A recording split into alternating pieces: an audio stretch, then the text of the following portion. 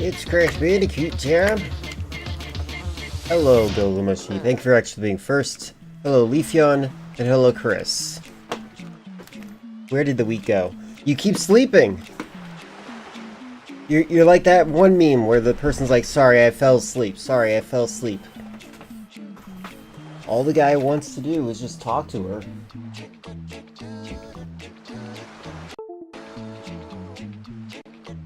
But, I don't know what I think about acapella.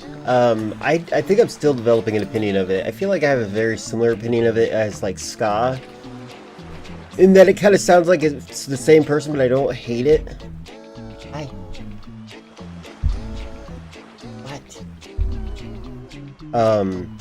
Why is my camera so visible so that you can see so much of the cat when I'm the focus? Oh, I don't, no more.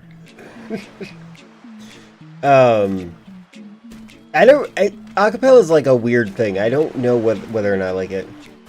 I don't think I've ever seen the rabbits, in Rayman.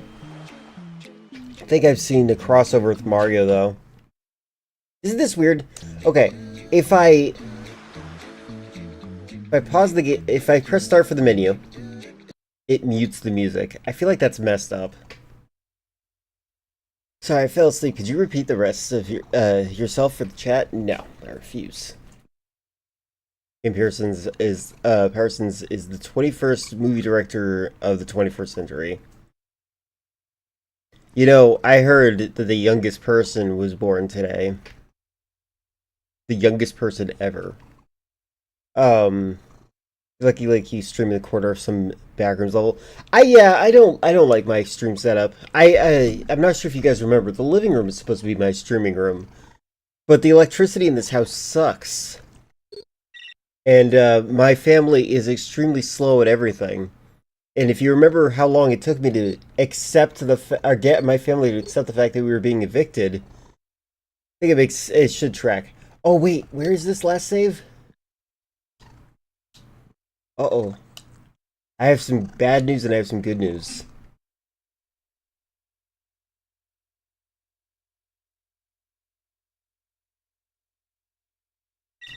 What have I got? So, like, I should... Did it just take me right back here? I don't know if... So the good news is I did do a save state before this, so...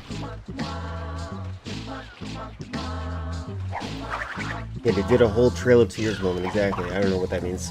Oh yeah, I had a dream today that 2 of my viewers were using the N-word with a soft sound at the end instead of, you know, the hard R as they call it. And I had to be like, okay, guys, what are you doing? The 2 viewers that were doing it were Zhao and TL, by the way, which is just funny.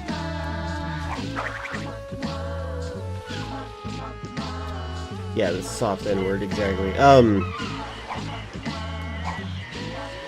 The youngest person born today, in person, is already directing movies, and one of the movies winked at me.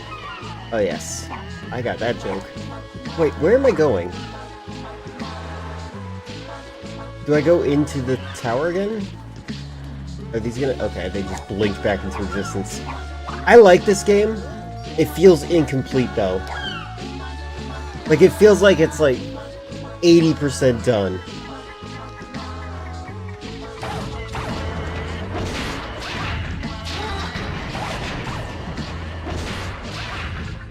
There we go.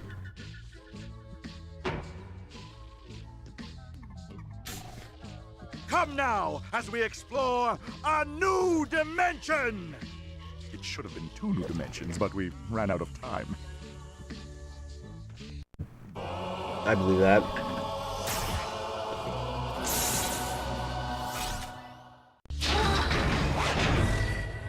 Your fur is so soft and warm.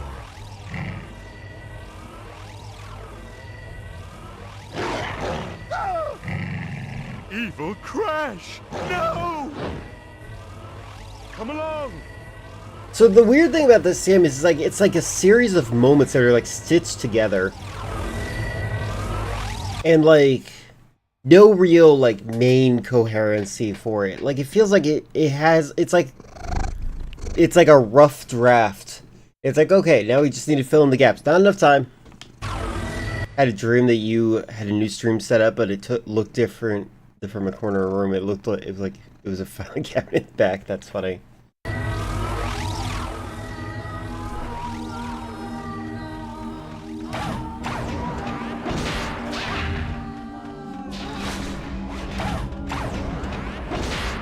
Is that a loading screen, do you think?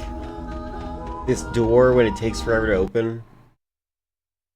Hello, Weezlink. How good is it?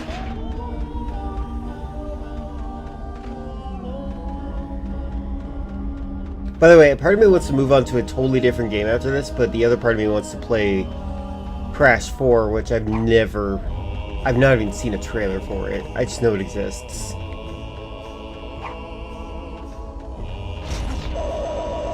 Oh wow, this is an old sound effect. Where'd you get this? Warner Bros? Hanna-Barbera?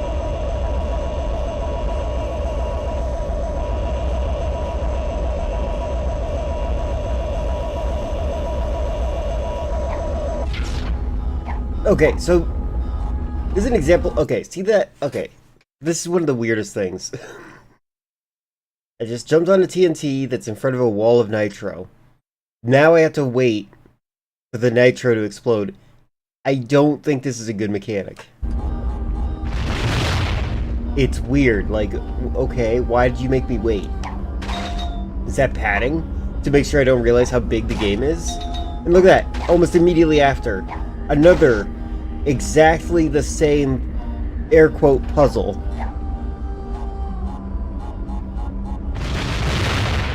Why did I have to do that? Just beat Zelda in Chapter 4 for the second time? Daughter, excellent. Was it good? Is it good emotionally? Is that why you like it? Think, Cortex, think! Oh my god, this again? It's literally just a copy and paste from the other scene when it was in the snow.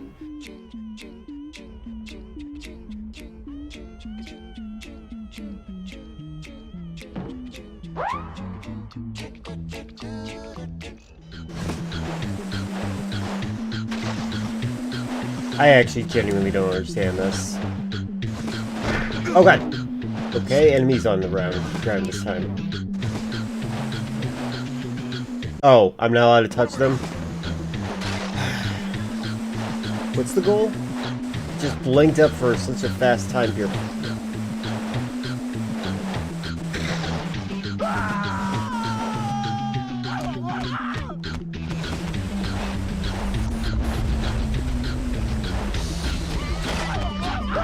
How come I didn't get the lives? God damn it.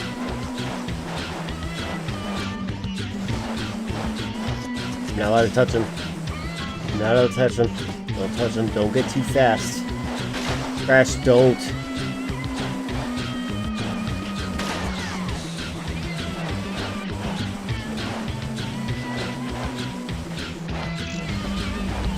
I don't know where he went. Oh god, what?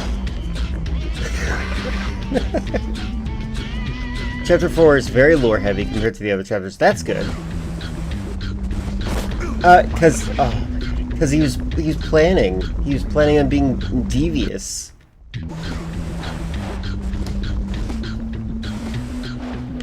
God dang it! I have no lights. Ugh.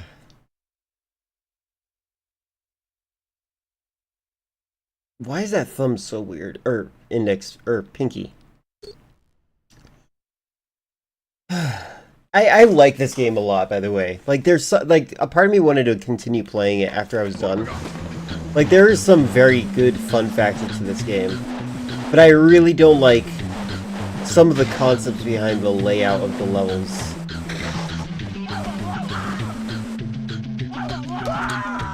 You could do tricks with Cortex instead of it being automatic.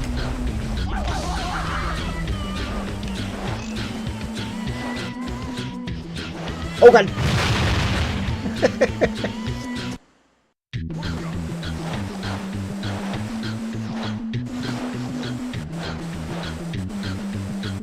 Don't go faster than him. You're not allowed to touch him. You'll die.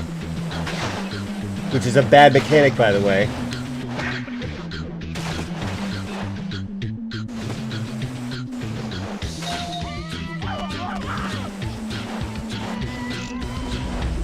He's disappeared? I don't get it.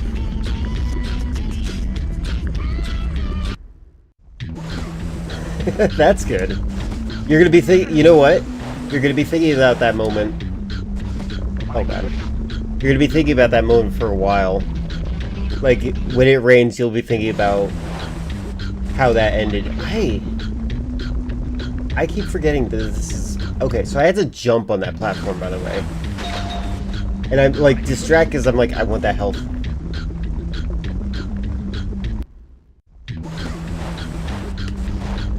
Oh my god, I suck. But also, the design of this stage is bad.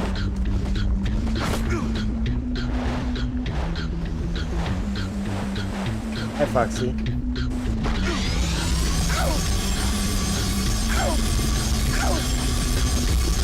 Oh, that's loud.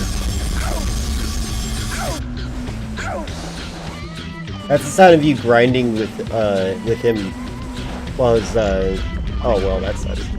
Hi, Foxy. He's just using between his legs to grind.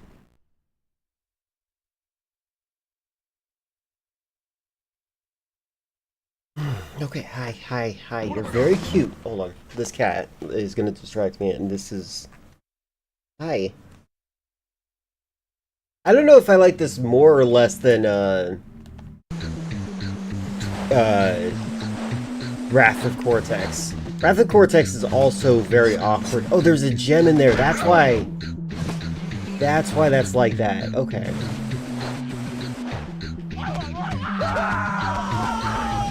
So, a lot of the gems in this also feel like they are, they exist specifically to challenge me, but also, like, I need to get a strategy guide to know where they are.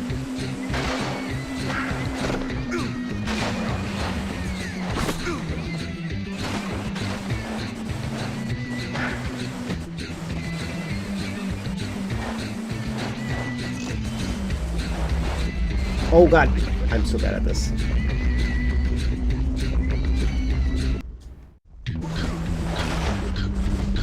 Oh my lord. Just press the jump button immediately, I guess. Okay, maybe not. I have to angle myself a little bit better.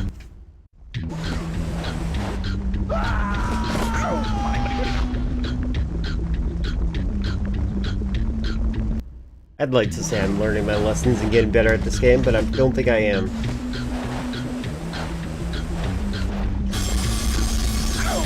Why is this so loud?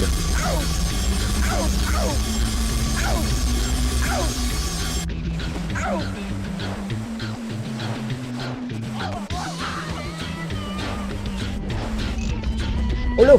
No! God dang it.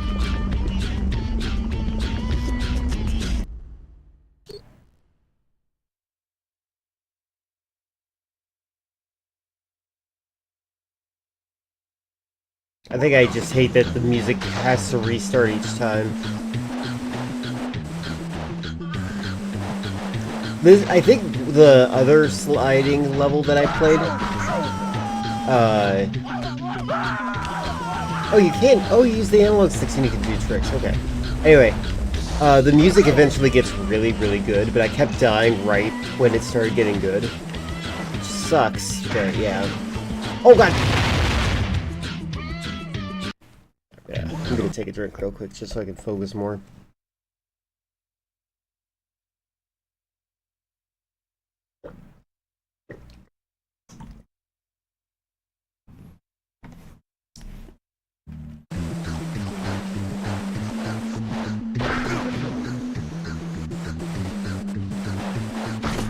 Oh my god. What was that? I don't understand.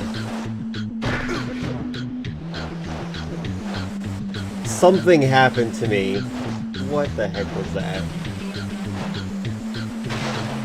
There's a part of me that wants to not blame some of the things that happen to me on the game. Oh my god. Like, some of it's gotta be, like, intentional. Oh my lord. Some of it's gotta be intentional, like, challenge. But I do wonder, like, is there... Oh my god, why am I so bad at this? Cash Banuka. I guess that's also breasts. Breets.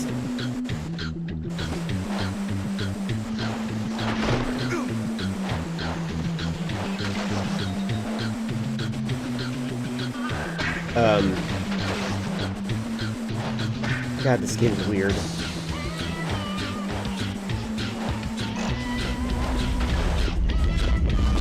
Oh yeah, first try, finally.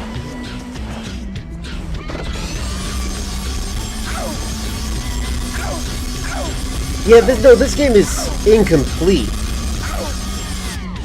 This game feels very incomplete.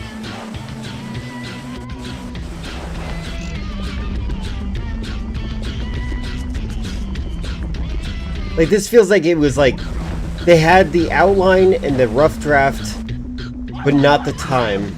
Also, did that checkpoint not count, or did I just see deja vu on that?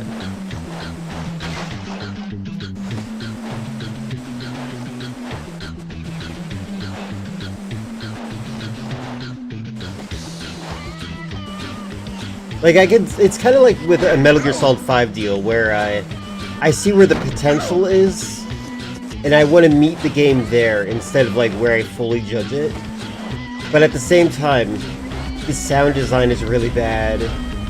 The level design decisions are also really, really bad.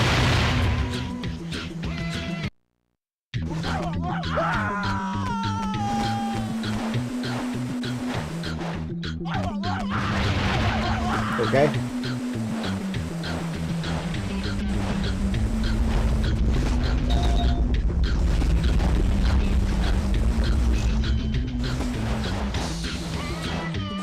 And it's just like, This way. oh boy. Wait, what? It feels so incomplete. I'm gonna save state just so I don't have to do that sequence again. I don't know what I think right now. Like, I don't know if I have an overall negative opinion or... I don't even, like, cool concepts, I guess. What are these things? Why are these things?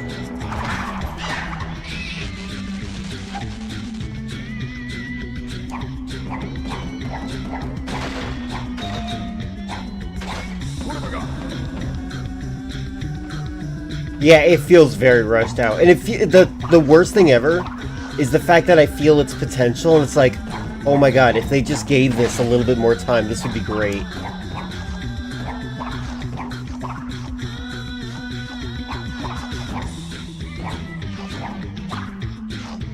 Like, this would be probably a fantastic rival to some other platforms of the same time period.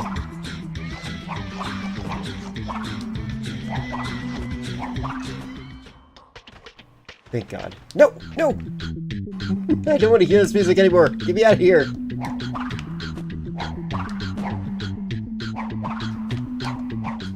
Not that that music is bad, by the way. I'm still developing my opinion of it. So I like these sequences, like when I just look around and I'm like, oh, this looks awesome.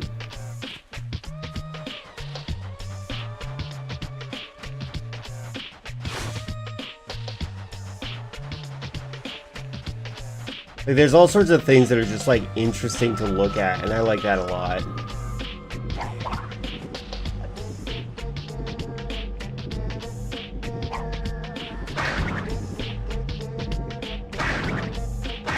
Oh, bye. Oh, wait. Oh, is it a pushing? Okay, okay, okay. Okay.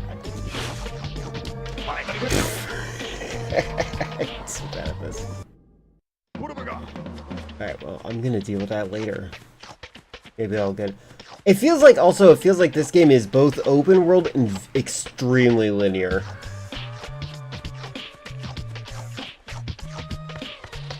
Like, I want to explore these islands. These islands are very interesting. But then I see, oh, there's a plot point over there. At the end of this Wampa fruit path. There they are. Let her go! Take me instead! Ah!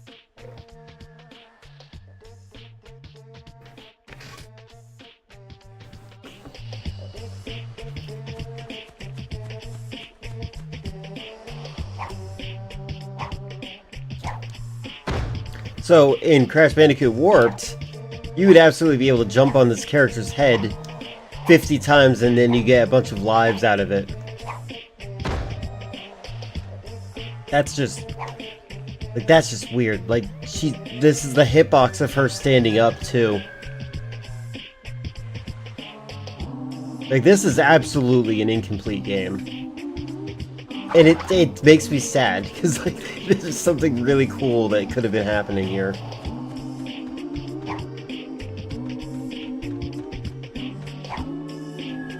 Oh my god.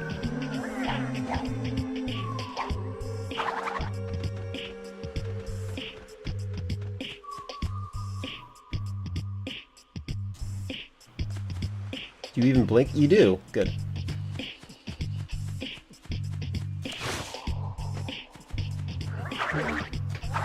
I also hate these enemies.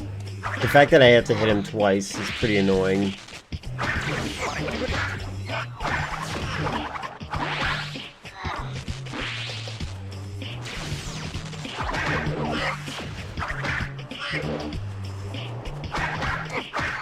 Like, what this should have been doing is, like, comparing itself a little bit more to, like, Crash Bandicoot, or sorry, not Crash Bandicoot, Ratchet and Clank. And, like, understand, like, how the mechanics of, like, the spin should have worked. The spin should last a little bit longer. And when they're spinning, it should, like, have a wider area of hitting them. So it could be, like a plurality of hits.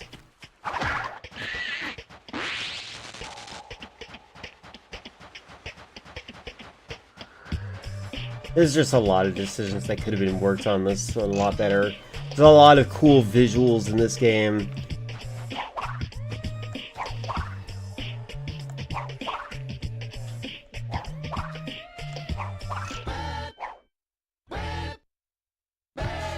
Oh! He's dead. I didn't know what was happening here until just now. So, in a way, this is like an early concept of like...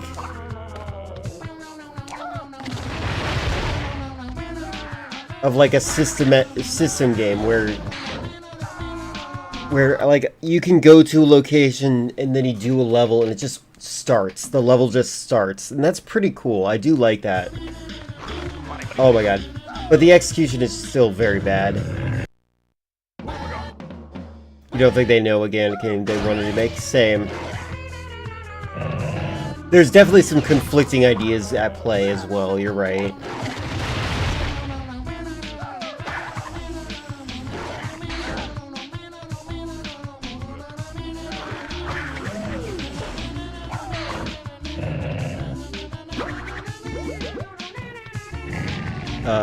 Oh right, he has to press the button.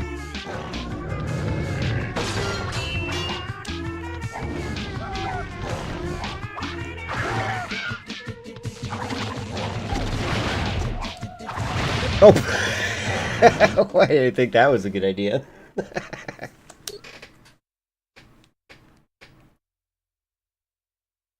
When did you play this game when it was newer? Did you like it? Also, the 2D art is not good. It's one of the rare circumstances where I'm like, I really like the 3D art a lot, and then the 2D art is like, is this fan art they found on DeviantArt, decided to upload it in the loading screen?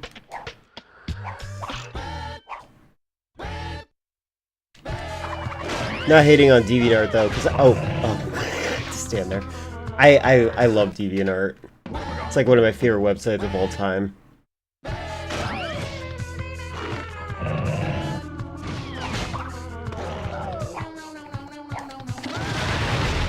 Weird that it's playing the bees song again. This time he doesn't have bees on his head.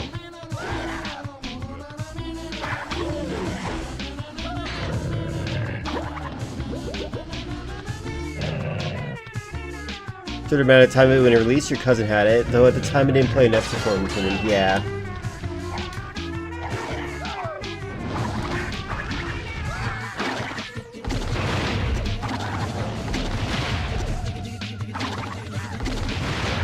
I also hate the dynamite mechanic a lot. What's happening here? Oh.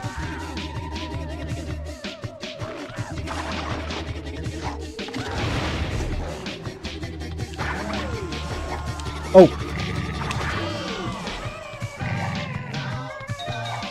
I got greedy!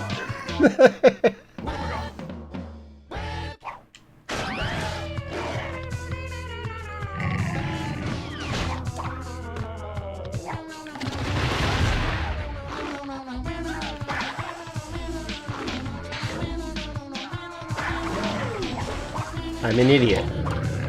Oh wait, no. I thought I was going to do it again.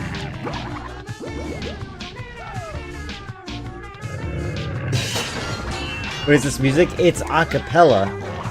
Which means that there's no... Oh god. There's no instruments. It's just people's voices.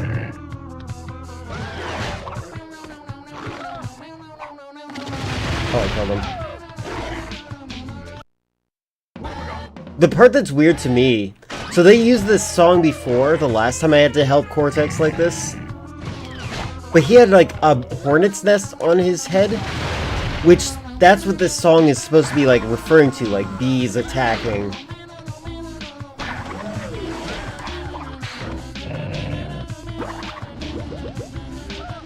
The left has made it virtually impossible to say the N-word. It's true.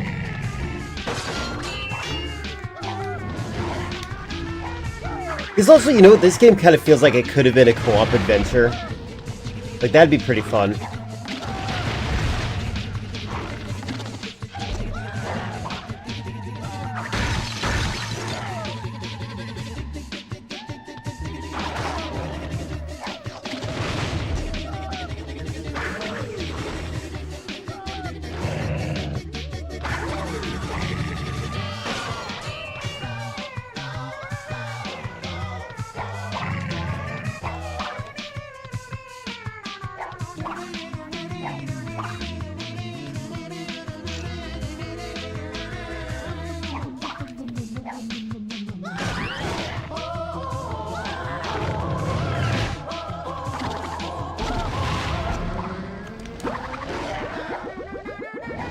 Like, by the way, this is a fun stage. I'm enjoying it right now.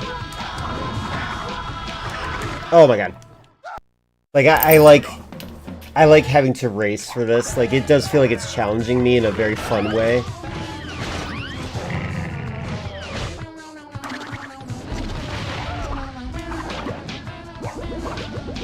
Oh my god.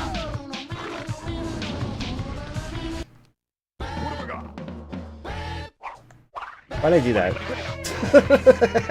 I'm such an idiot.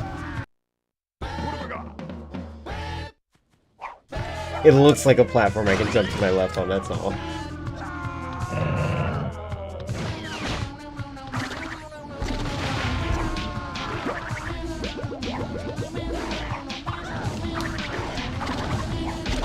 Oh my god, I suck. But also, I don't want to do this anymore, so I'm going to save state, so I don't have to worry about it anymore.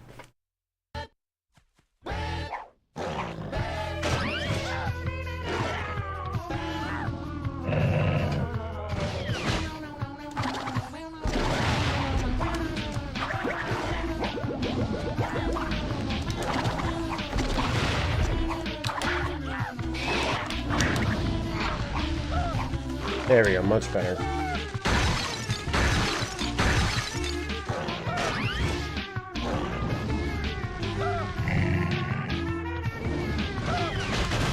Oh. God dang it.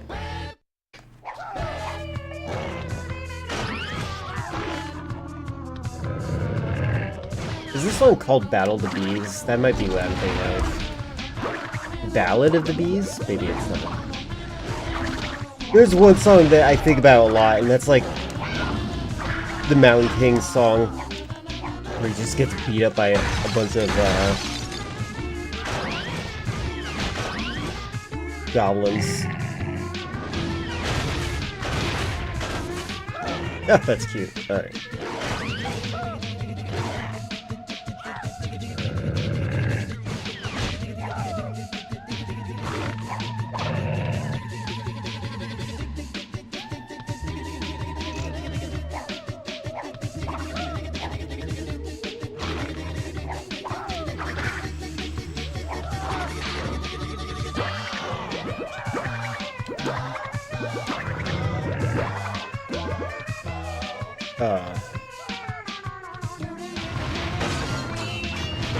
Yeah, I was just, hold on, how do I deal with that?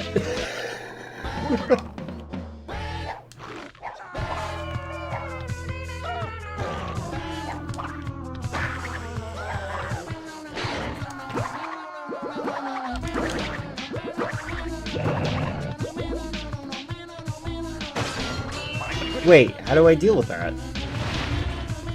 God dang it.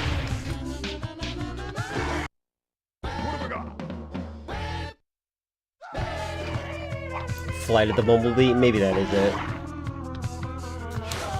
Oh, I'm an idiot. But on the bright side, let me see how far back they send me. Oh, wait, oh, what? Oh, if he dies, I don't lose lives. Oh, I fell to the ground. If I die, I'm the one who lose lives. I want to see how far back they send me.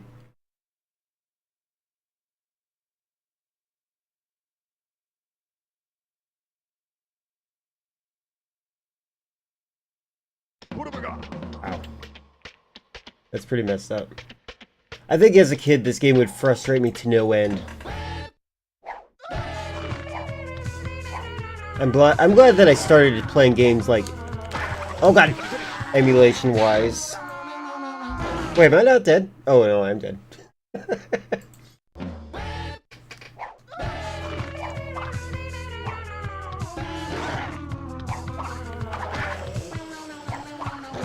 Alright, what am I supposed to do here?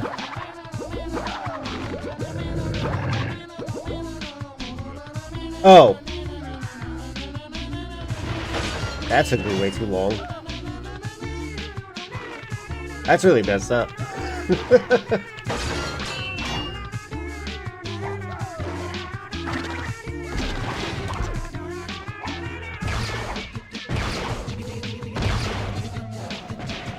Oh, okay.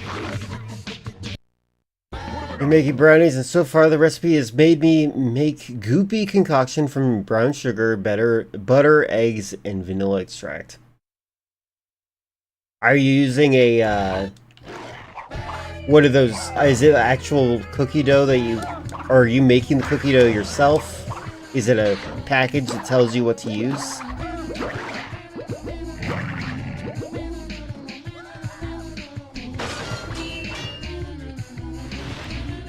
I have not made cookies in a long time. I have an oven, but it's not hooked up.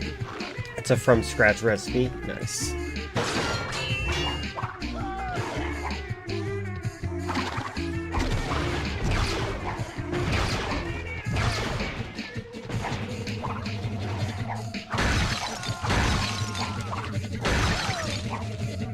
Oh my god, this is ridiculous. I didn't realize I was supposed to go left, so...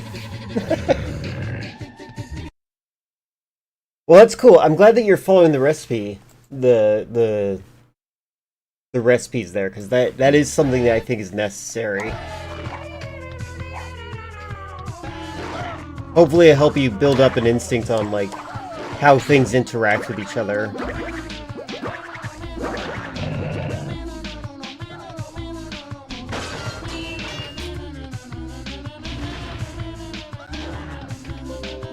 Oh my god, Nvidia says I should play World of Tanks. I need to block that. Because that is disgusting.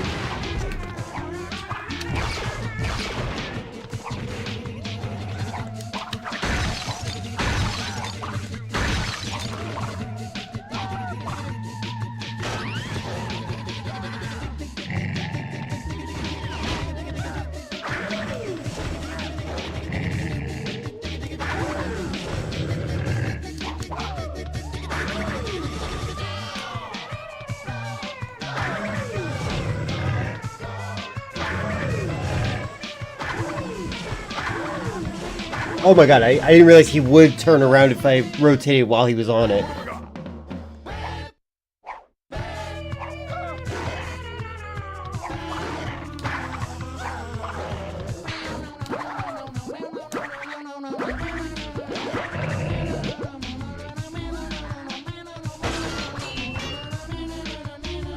God forbid the video wants to make a sale, yeah. Well, you're gonna cook it, right? Or have you not been able to cook it yet?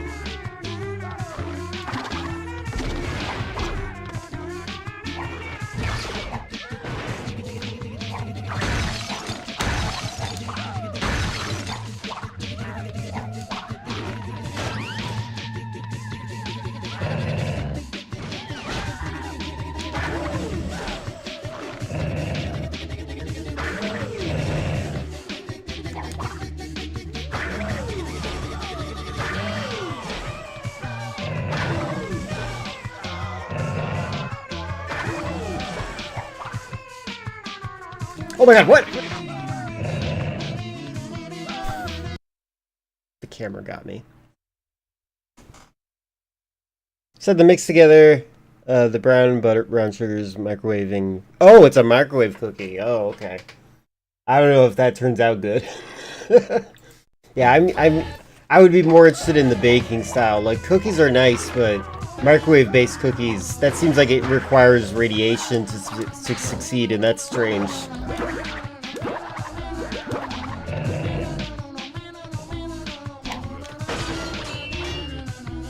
The more I see AI-generated people appear in ads, the more I want to AI-gen. They're going to be. There's already that. I've seen stuff. Oh my god. I suck at this game.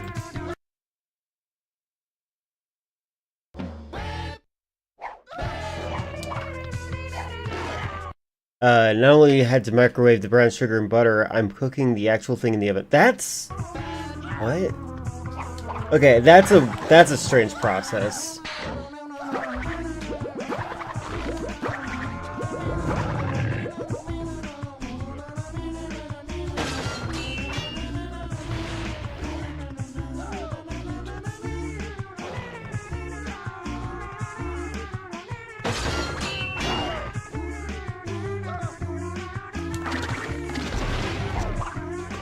Oh my god, come on.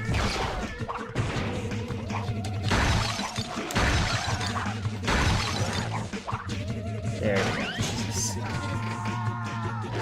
I mean, I want companies that okayed the ads to see that. Oh, yeah, I understand that.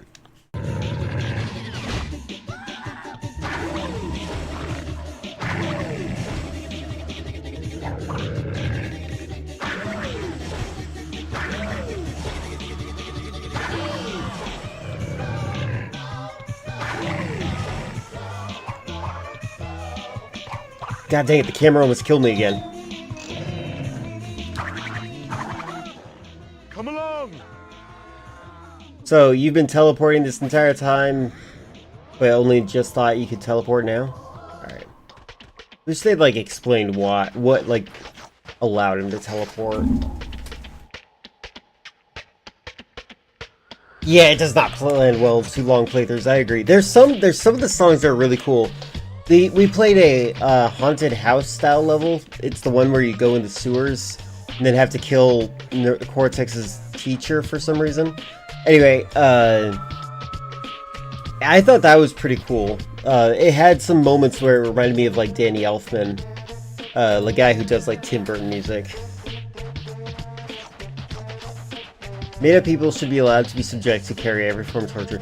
Yeah, but there are people out there that are really upset about the idea of like AI being trained on a lot of things, including gore.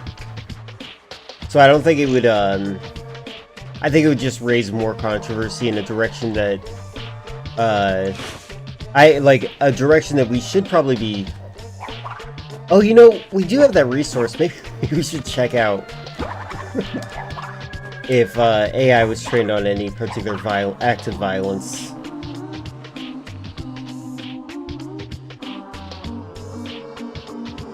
Am I supposed to hit this thing like a soccer ball, maybe?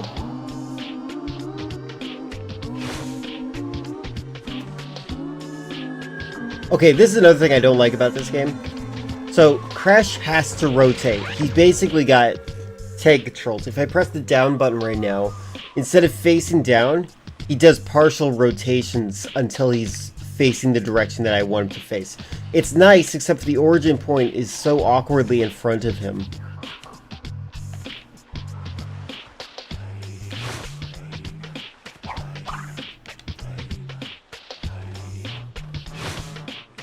Oh, okay, good. I thought I messed up. Hey, it worked. Oh, wait. Oh, I made that harder for myself. Well, that's cool. Oh my god, I suck. Okay. You prefer Link's Mario 64 works the same way people did. That's true, they did. I played through Mario 64. I wasn't that impressed with it. I can see why people liked it, because it just like encouraged replayability in the same level and challenged you to do various things. But I also think that it might be overhyped. I'll wait for Jumbo to come back before I respond to them.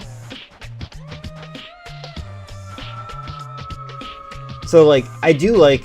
This is kind of like a Mario formula, isn't it? Right? It's like, what do I do here? I guess I'll come back later.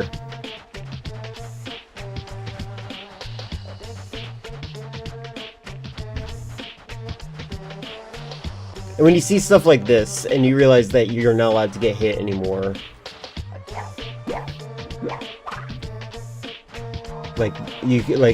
Aku Aku will save you.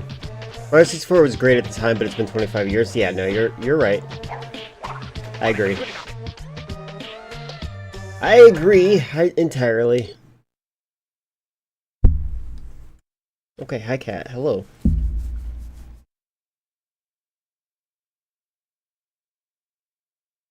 He's very happy to be here. He just wants me to pet him. He's like, okay, hold on. He's like crouching so that I pet his face. Hi. Hi. You got food, you got water. You want something else?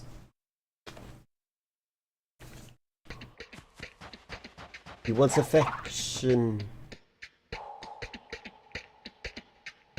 Do I have to do this again? Whoa, wait. This is back, right? Wait.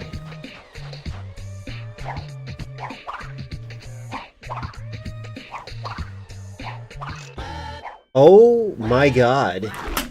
I'm so glad I save stated. Like, what the heck? That's crazy. I die one time in this area that seems open world, and it sends me to the start of that? That's crazy. That's super messed up. Like, what the heck? I don't care about that gem anymore. Like, there's the next level right there. Like, what the heck?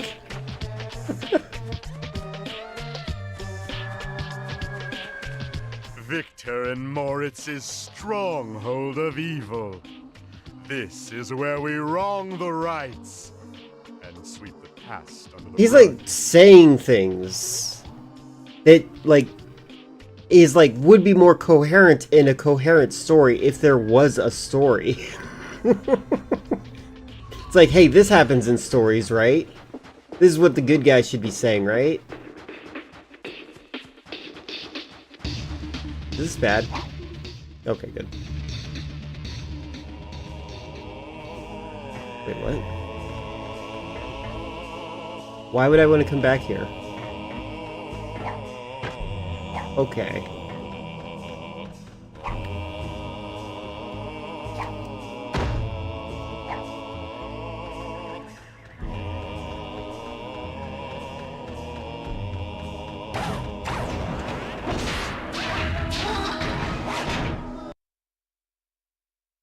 I'm sorry, the arrow is telling me to go here.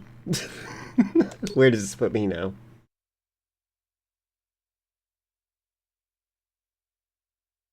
Yeah, no, he's saying vague things, though. That's my problem. Did it just send me to the beginning? What was the point of that portal?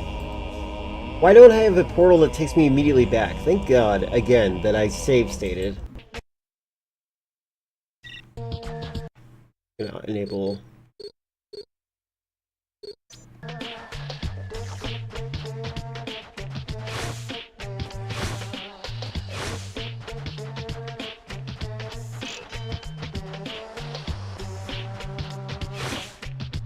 Can I enable it?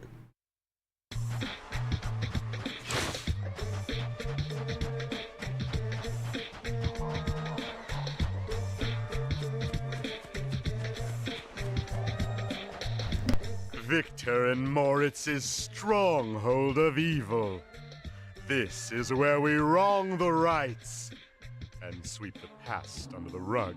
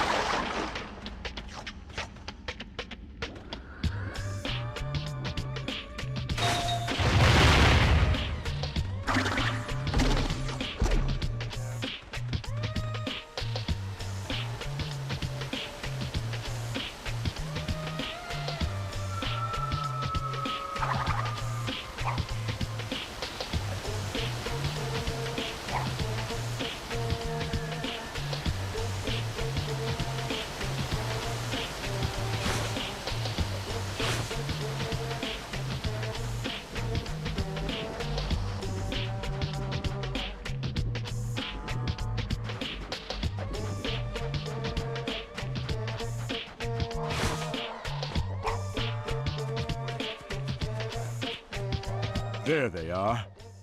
Let her go! Take me instead! Ah!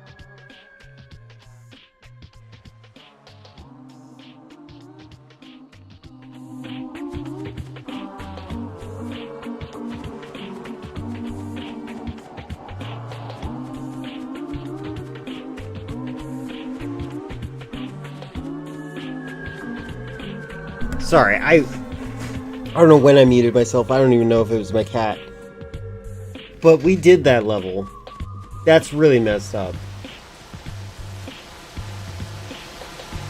What the heck?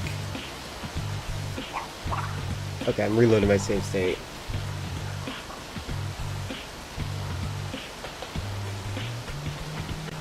What the heck? Return to the pause menu, resave the game. Okay, let's do that real quick.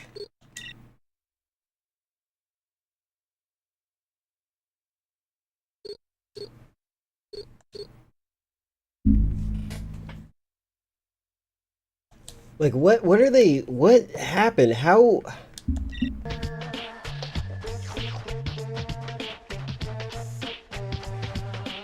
It's so perplexing. The speedrun for this game must be super janky.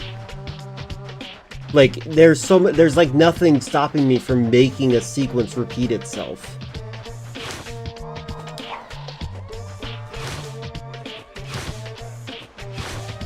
Yeah, I've had that. I had that happen to me. Stronghold of evil.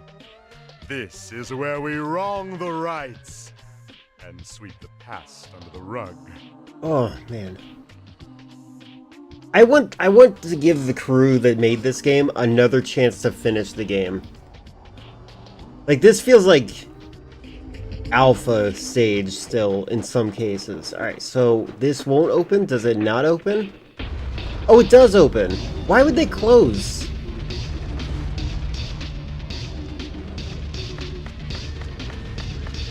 That is so janky. What the heck? That's like the first time it's had to... Yeah, this is a mechanic they taught me in the beginning of this stage, but okay.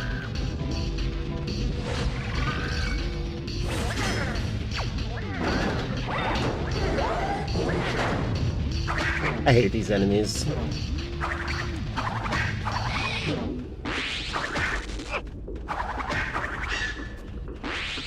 Brownies are in the oven? I thought they were cookies. I might have misunderstood. Unless you're making brownies and cookies.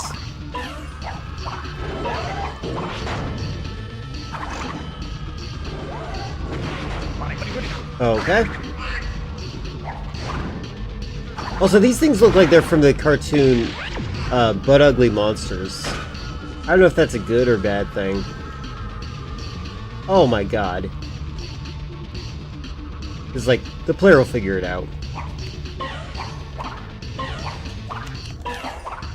Oh god!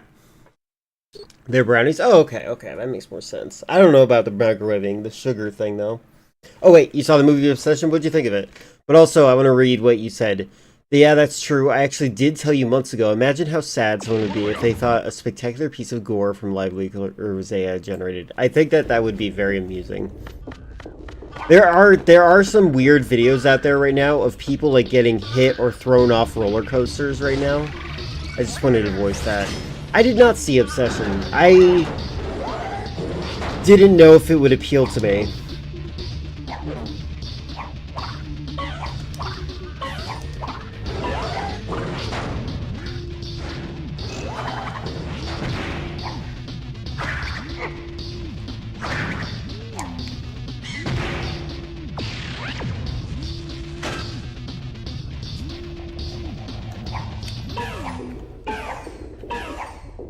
Oh my god. Another movie, it's about a girl's consent, bodily autonomy being violated, but what if he gaslit her? I mean, isn't that kind of... Isn't it, like, metaphorical gaslighting?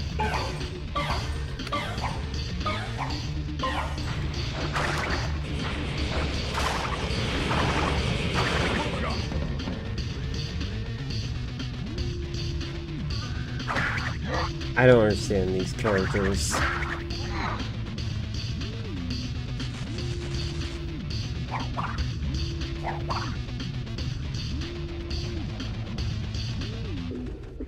What if he just dated her like a normal? I wanted to say the word Norman.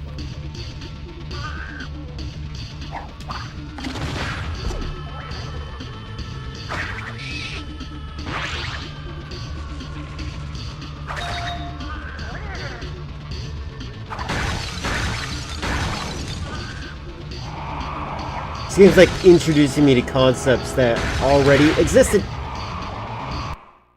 What have we got?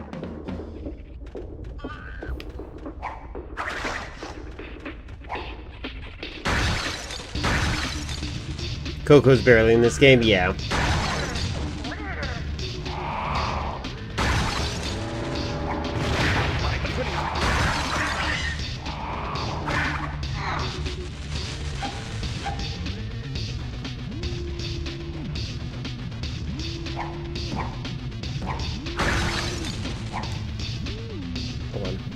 It'll be so out of control the cops will get a hold of him in the police station to protect him, not knowing that he's the one who planted the idea in her head.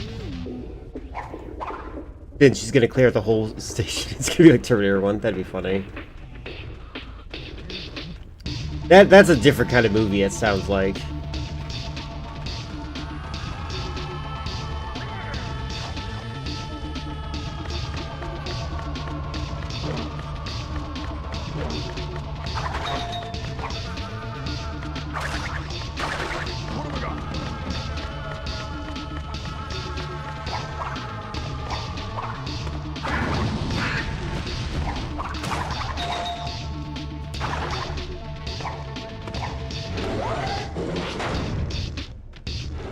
So this level is pretty fun. I like this level.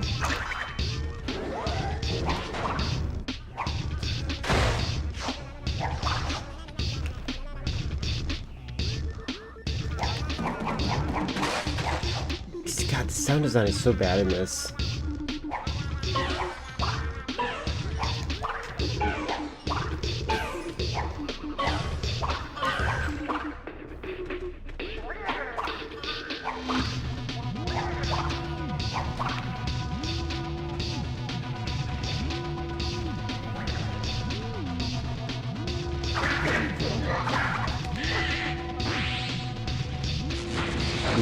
Am I allowed? Okay. Oh, okay, good. I like when games reward you for exploring a little bit.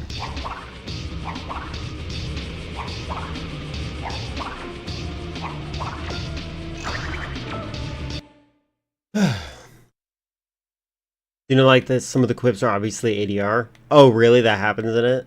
Does a good job flippy-flopping, funny moment, creepy moment. That's interesting. I heard that the movie does a good job at, like, making you think to yourself, like, oh, he's a, I feel sorry for him. Oh, he's actually a bad guy. I've heard about that. Feel sorry for the underpaid employees who made this. The one employee, yeah. Okay. I'm learning. I should probably observe. Red, green, blue, yellow. Okay, I'm bad at this game. Got it. Understood.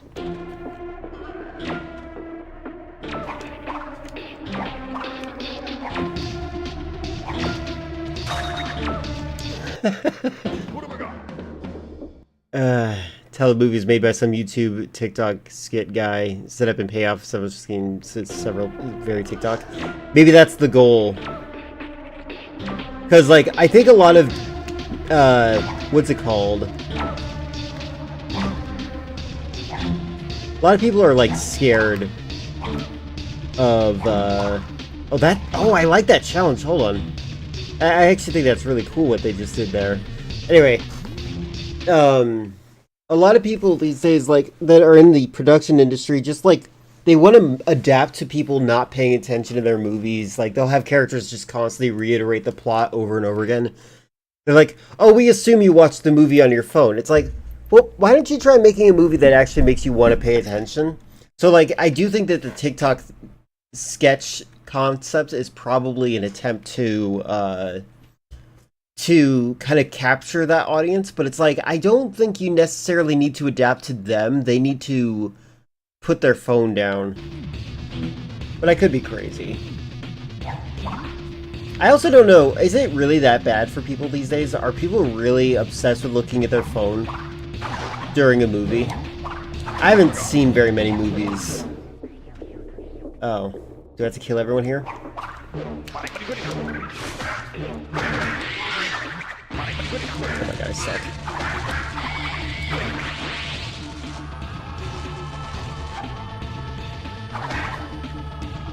Oh yeah, there you go.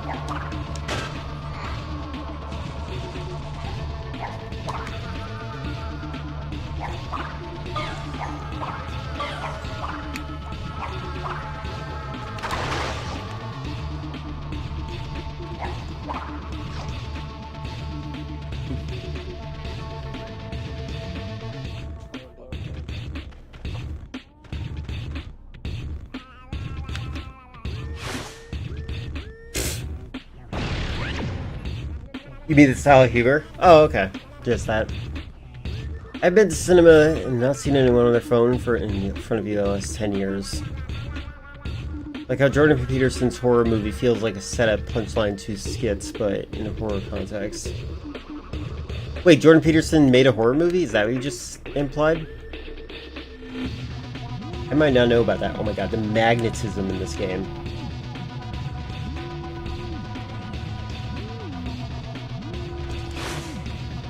There we go.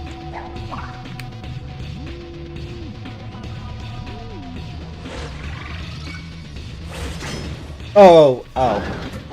I forgot. Is his name... Oh, Peel. There we go. I was like, hold on. I don't think his name's Peterson. Yeah. Okay, that makes more sense. Oh god. Whoa.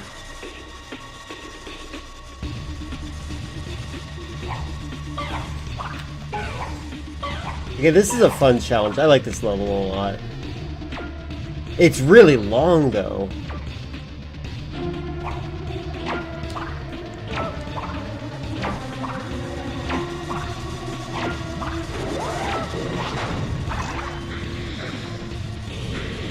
Jordan Peterson is the youngest film director at 21. You try and involve me in the meme, but I don't get it all.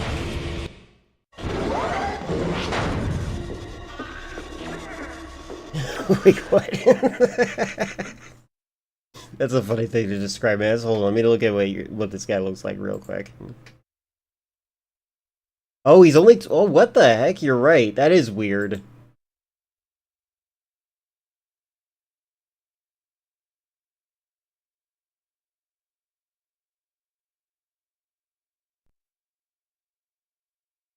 He looks like he's, like, an evolution of the guy who played Frodo Baggins. I can't remember his name. Let me make him visible real quick to you guys. Elijah Wood? Is that his name? Like if there was a Pokemon version of Elijah Wood. This is the awkward middle stage. And then the very end stage, he becomes Quentin Tarantino. Elton John? Maybe he becomes Elton John. Well, the glasses, that's just blue tinted glasses. Does have a good sketch for a face for wacky skits? Maybe. Yeah, this guy's younger than you. This might be because of regulations. We're just allowing people to pollute the air again.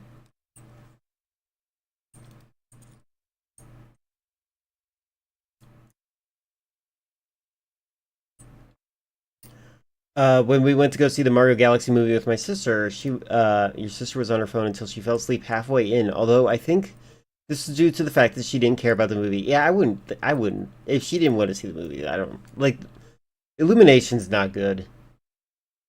Maybe look at other photos. Well, I don't care enough to look at other photos. I'll quickly just check real quick if there's anything interesting.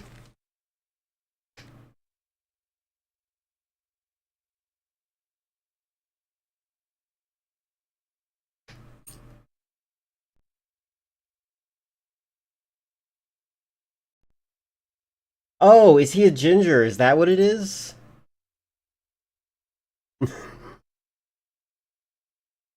I think that's what it is. He also, this picture makes him look a little bit like the guy who plays Spider-Man. He has a face that like looks very specifically like a specific person at specific angles. Gingers always look weird. It's true.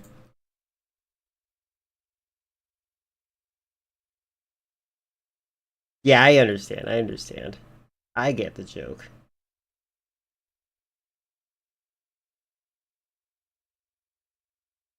Alright, let's get back to the game.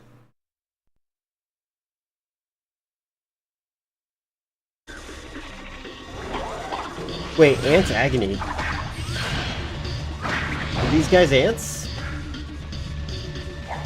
They don't establish anything in this game. It makes me sad.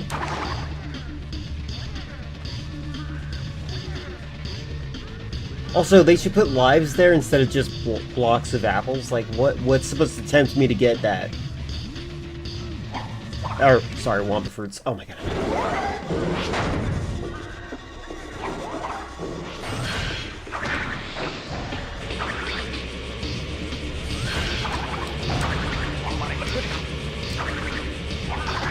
I think what I mean by I don't get the joke is that I don't get why it is a joke. Hold on. The main actor of Obsession is 30. Oh my god, cat. The movie made me realize how brain broken the average movie-going audience was Logan. The Wolverine movie. Half the cinema booed because of no after credit scene. These people get sold to the next movie. Yeah, that sucks. I've only seen the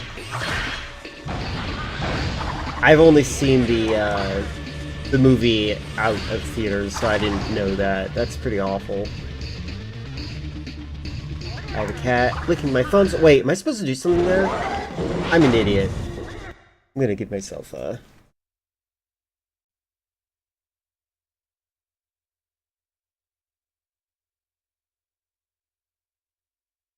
Oop. So it's a movie for Zoomers starring millennials. Oh my god, cat. I feel like people care, or at least you, Jumbo, some people care too much about the age range of the people that are doing things. Maybe this is what I'm supposed to do. Nope. Okay, they messed up the slide jump in this.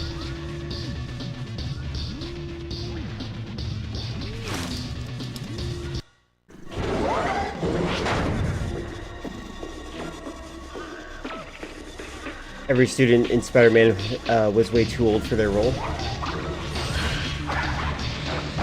Is that the fault of... I don't know. I don't care about ages very much in movies.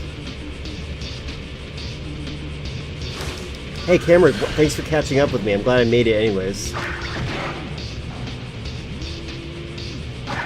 What was that?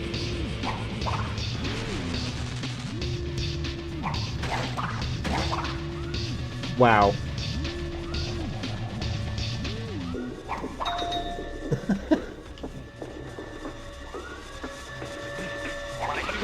That's right.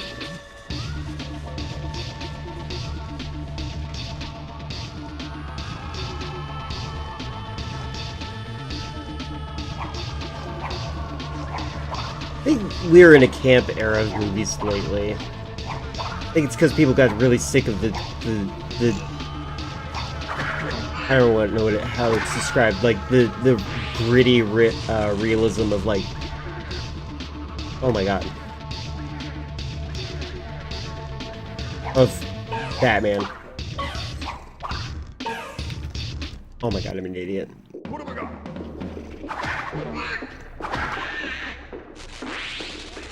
Wasn't Tobey Maguire 35 in Spider-Man 1? Yeah, but like there is some logic to making sure the characters aren't too old or too young.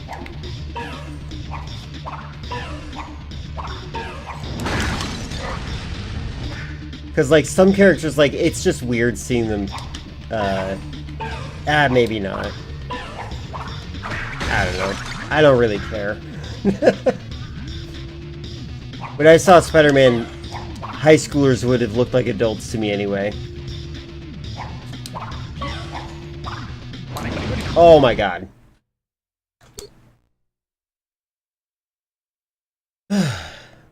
Less kids put in Hollywood, the better. Yeah, that's kind of what I'm getting at. Like, ultimately, it doesn't really matter that much.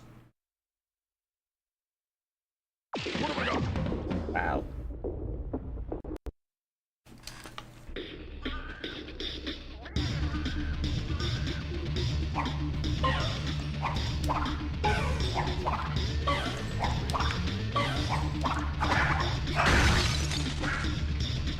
Some of the sound effects, they feel like they're ripped from Ratchet and Clank.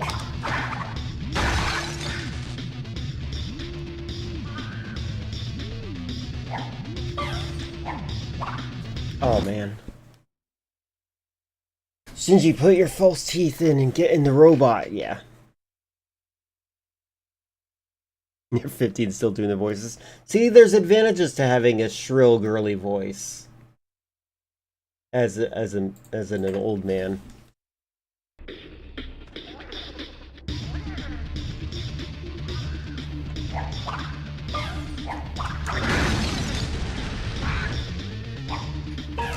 Oh my god, why did I do that? I keep forgetting that they broke the jump in this.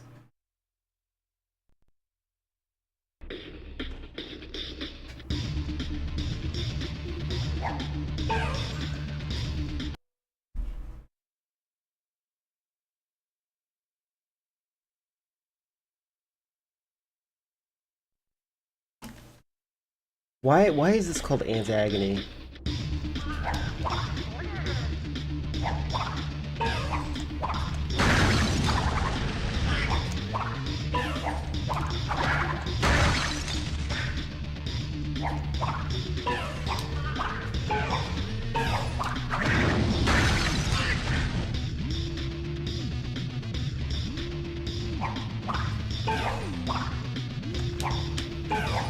Oh no!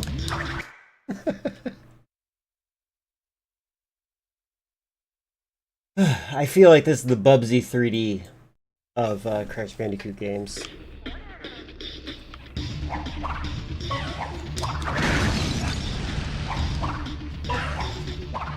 Oh no!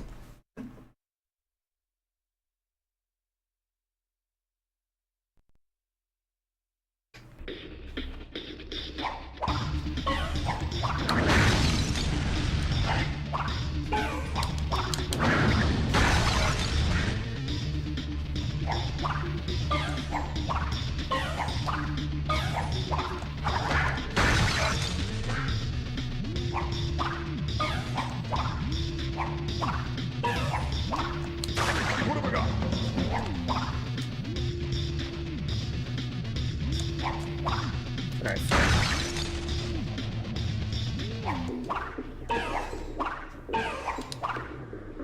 There's no music in that game over screen at all. Yeah, if you any menu that pauses, it stops the music, including the main menu. It's really bad. Why'd I do that? It's so bad. That's one of the things that makes me think this is an incomplete game.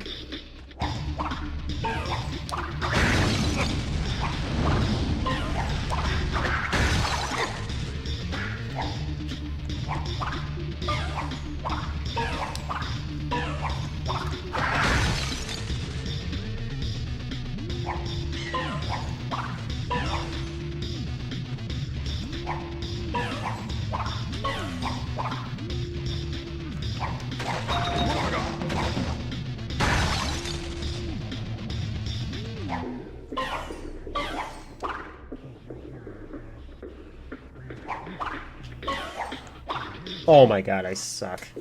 Hello, friendly friend. How goes it?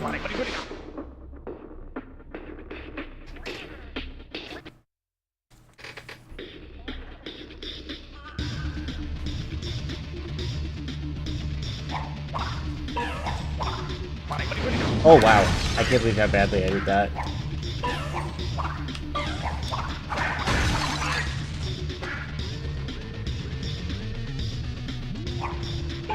Feel free to share in live chat.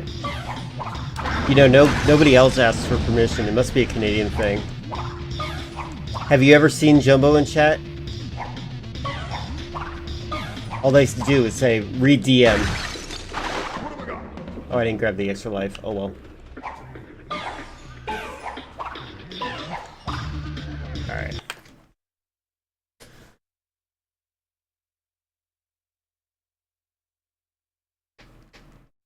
Yeah, ban the Canadians.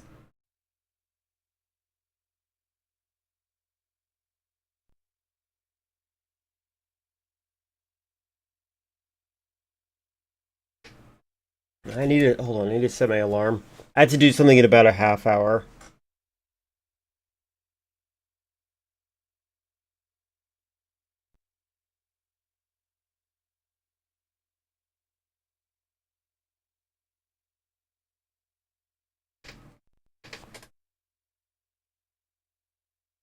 Jumbo is a mod, this is true. Is this worth bidding on? Oh, okay, you have a thing that is like a gambling thing. Hold on, let's just check it real quick. I'm gonna open it inside of this chat.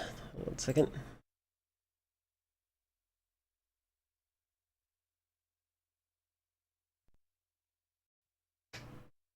It's doing security verification thing in the jig. Alright. Is this worth bidding on? Assorted computer for peripherals, networking equipment's a lot. That's a printer. It looks like a standard tower.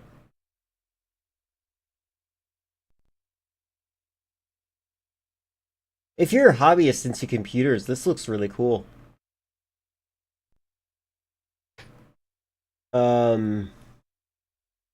No, site will not be accessible beyond 7:30 p.m. on pickup day, June 27th. No alternative will be available.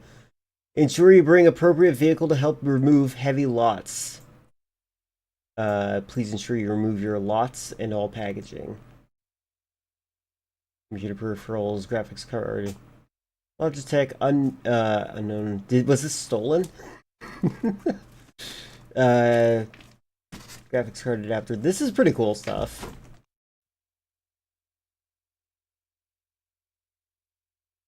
So those are other auctions.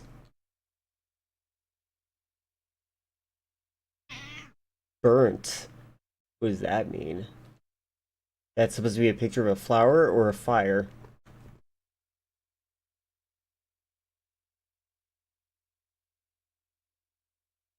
Okay, this is like a standard computer.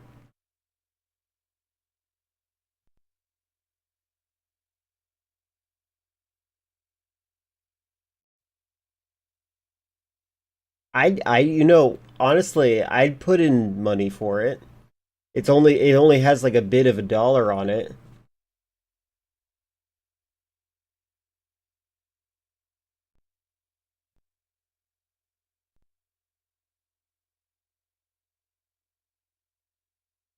It might be usable. Chris and Color, are you here to see this as well?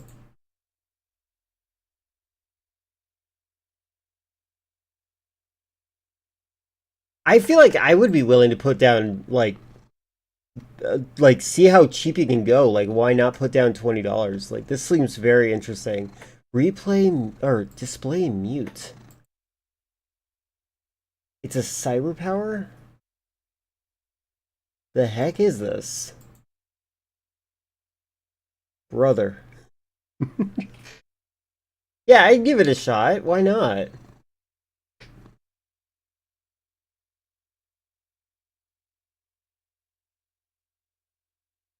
Yeah, they did mention it does look like it's a backup, but they do have like a backup power supply, so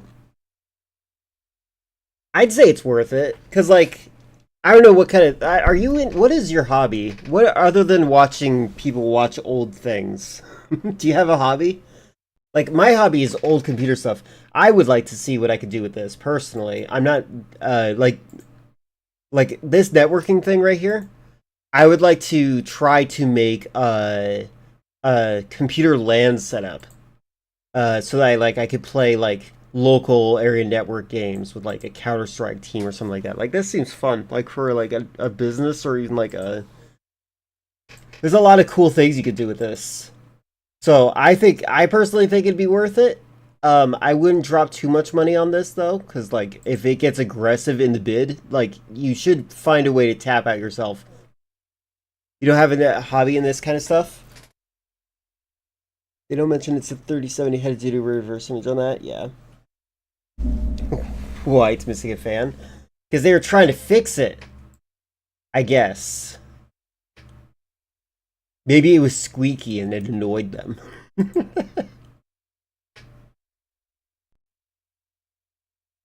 Yeah, I see a lot of cool things in this package. Is that the fan they replace it with, do you think?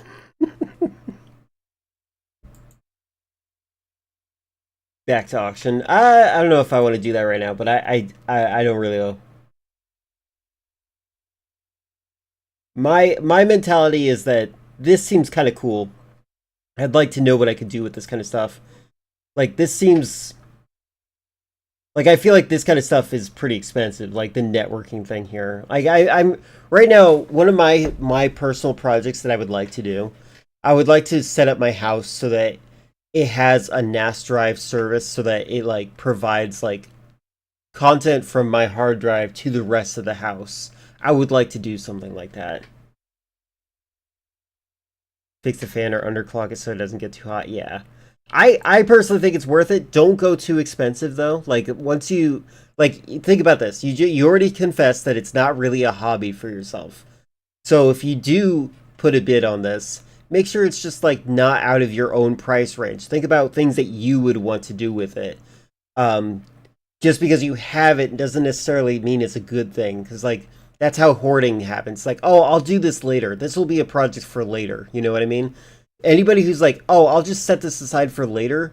That's when you're entering the territory uh, of hoarding, and you're not actually doing anything with it, and it's not a good idea. So, like, these are cool ideas. I would like you to like, if you do get this, I want you to plan out like what you would do with it mostly. In general, though, I do want to point out printers are kind of cheap. I think it's cheaper to buy a new printer than it is to buy ink. So, like, you could always get it. You don't necessarily need this printer. Gonna try to dump the rest of the stuff and maybe keep the keyboard and mouse as a backup. Perhaps drop off stuff to Goodwill. Yeah. You should probably look into this networking thing, though. Like, if you get a full name on this thing... Oh, wait, can we get a good name on it? Hold on. I see D-Link. I don't know what burnt means. That bothers me. Alright, it's like D-Link. Oh, let me look at what this looks like outside in another tab real quick.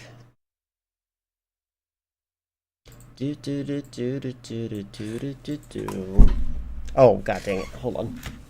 I'm plugged into my controller.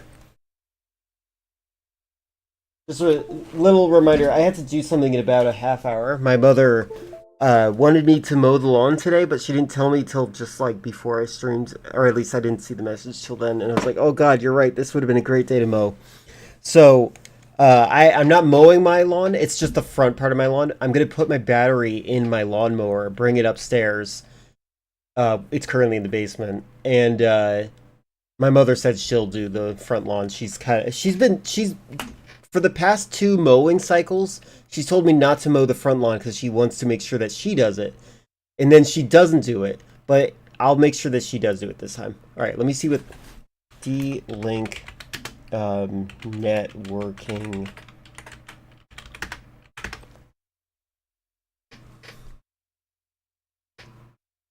Yeah, good idea.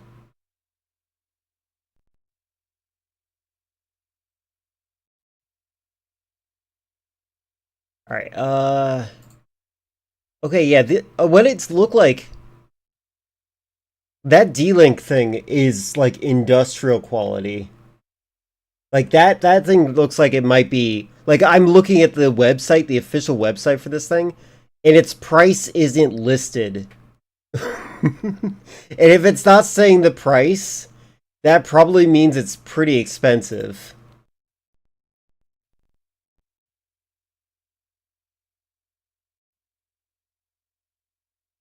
They also have an iMac. That might be worth it. I don't know. I don't like Macs. Okay. So I finally got a price for this. This thing's about $260. The thing under it might also be about $260. They both look really cool. I would be excited about having those things.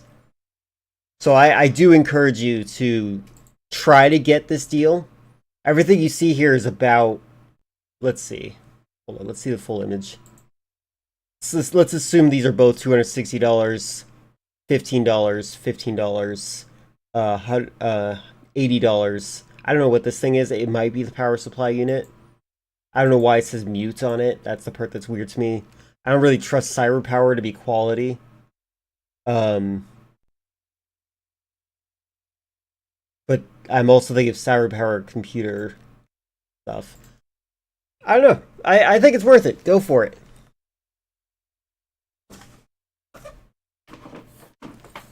Yeah, I think it is. But like when I see the word cyberpower, I think about the computer brand for gaming.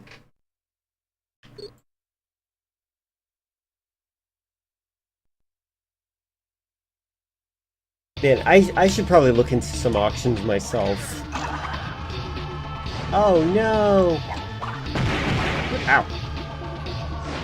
Oh my god. How far back? I did just save state, so I should be fine.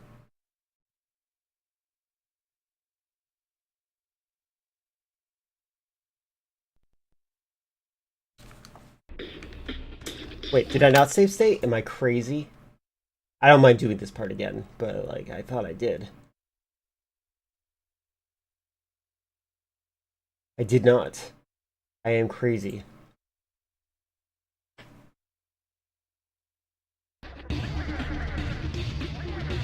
I think it'd be worth it, but it also might be worth making sure you're getting something that works. Oh my god.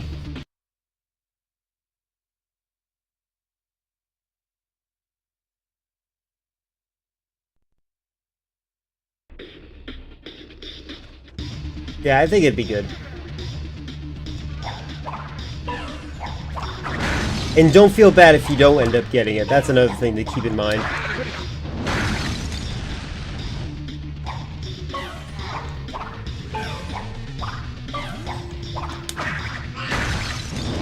Oh my god.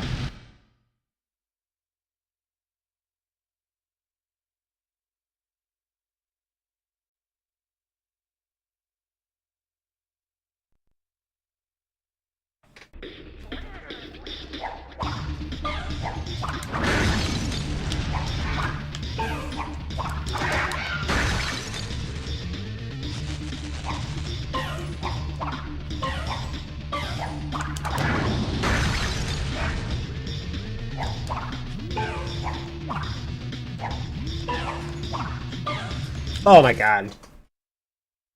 By the way, this challenge is fun, but if I was a kid and I had to restart the entire level over and over and over again, I would be so mad. I'm glad I have a computer that can handle save states.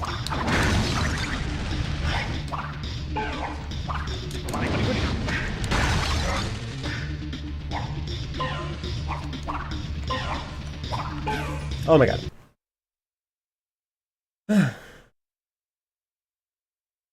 Do you know anything about Max? Hold on a second, I'll be right back. I'm gonna just quickly grab something just to make my steps a little bit easier today. One moment, one moment.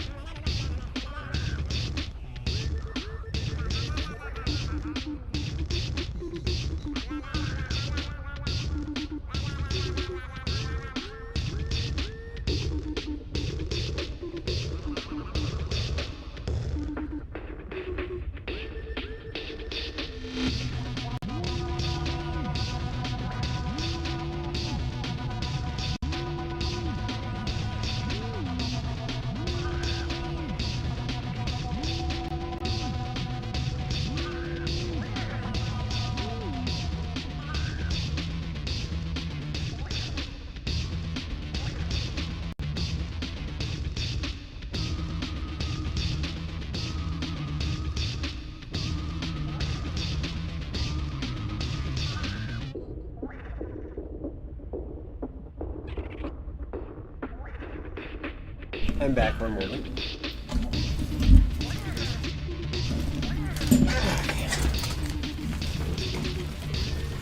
Oh, okay. Hello.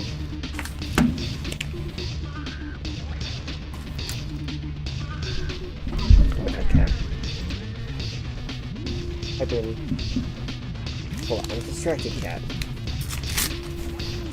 It's like, this is for me. It's not. Alright, what are you guys saying? The Mac is pretty old, like you want to say pre-2012. Yeah, you could maybe, well, I don't know. Can you convert a Mac into a Linux machine? I actually don't know if that's possible.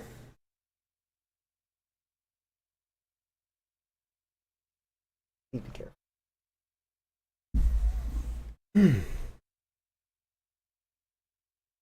Yeah, that's exactly what I'm asking.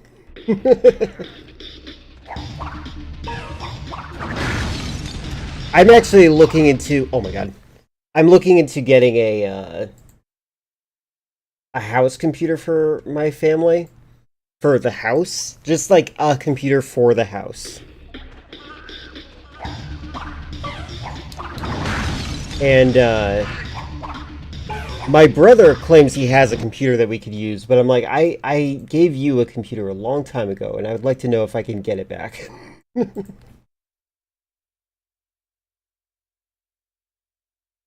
can run Windows or Linux or pre-2020 Mac. Okay, good.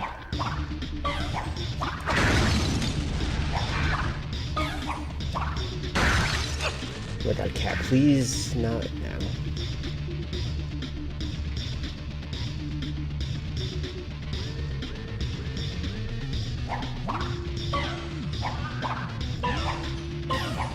I need to do research into why Linux doesn't work well with NVIDIA, apparently. I'm not having any issues on my, on any of my games when I play my Bazai operating system, so, like, I'm confused.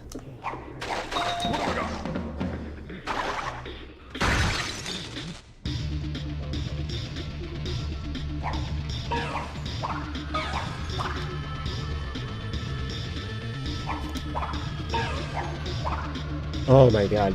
Thank you. Alright, let's do a save state here.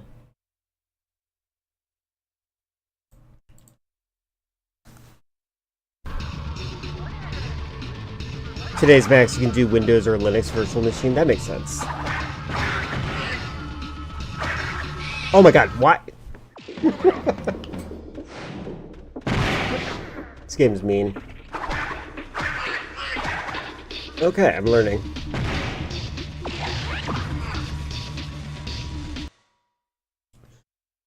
Probably a deliberate thing on NVIDIA's part. Open source software like Linux is bad for business. Yeah, maybe. I've been getting really mad at NVIDIA lately, even though, like, I really appreciate that Metal Gear Solid 5 runs really well on it. I don't know, I would like to try an AMD version, oh, oops. I would like to try an AMD version of, Linux at some point. Wait. Oh, thank god, okay.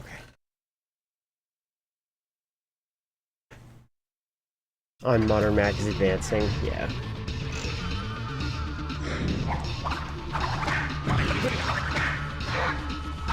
Bye.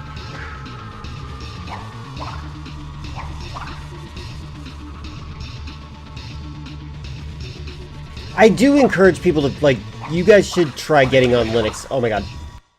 It is worth it to learn it. Yeah, I think that it's not, like, it's so user-friendly these days. Like, it's impossible for me to think that it's not. Like, just figuring it out just a little bit will make you feel happy.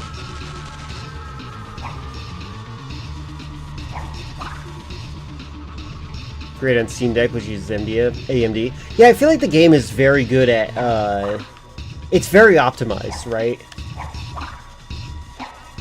Like, in general, it's a good experience. Oh boy, look at that, I'm invincible, guys. And it doesn't change the music at all.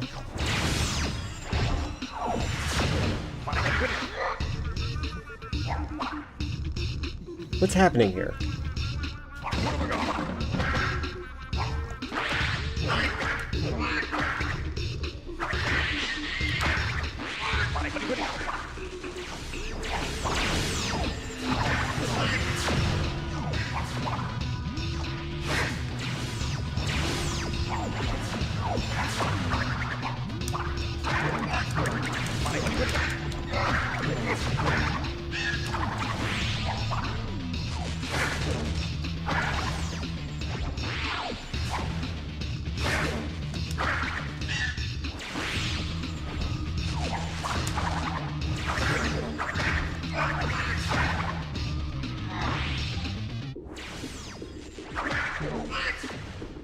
Do I have to literally just wait for these guys? Is that actually what's really happening here?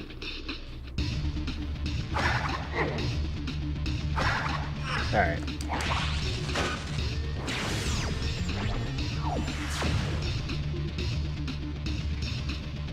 Okay, it doesn't seem to matter where I jump.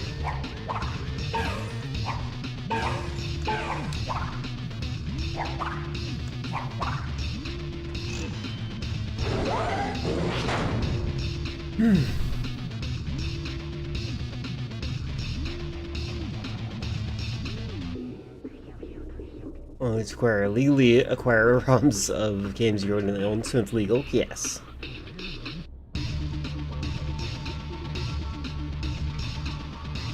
I really do think that Linux is great. I'm really happy that it's like an actual competitor. Hey, open. I'm really happy that it's doing a good job being a competitor here.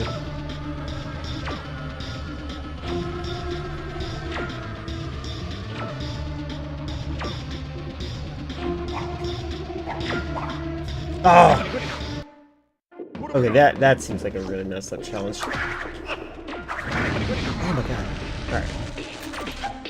Just so I don't have to do this anymore, I'm just gonna make sure I save state.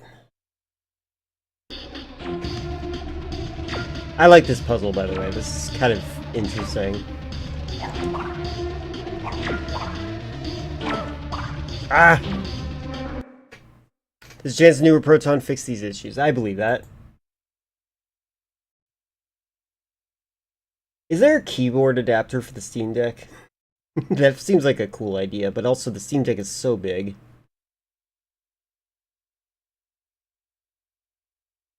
How File Explorer in Linux is called Dolphin. That's not the real Dolphin. That is weird.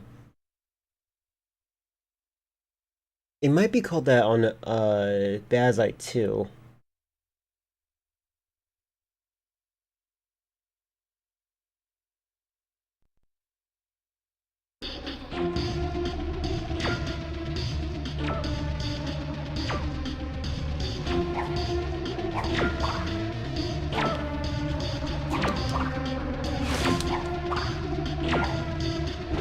Jesus, that was tough. I like that challenge, though. If this game had infinite lives, I think this would be really fun.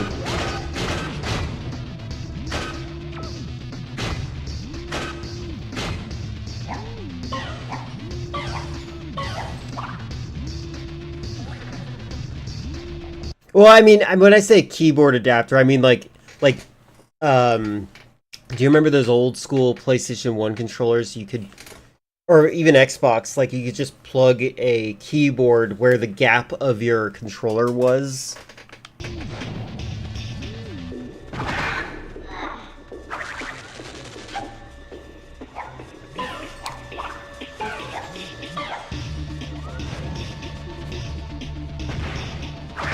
Is the Mac still bad on the mouse? I think I used to hate the mouse on Macs as well.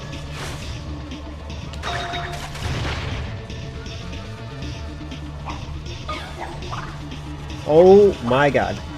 My depth perception was terrible right there.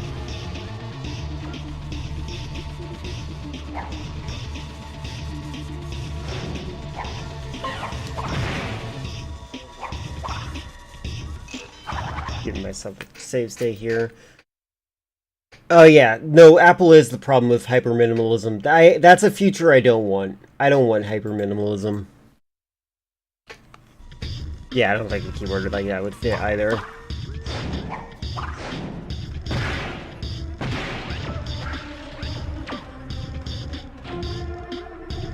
Oh. Same pattern as last time.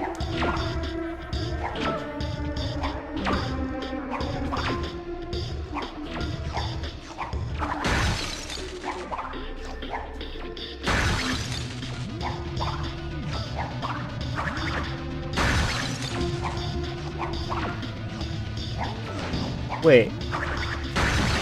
Okay, why? No. Never mind.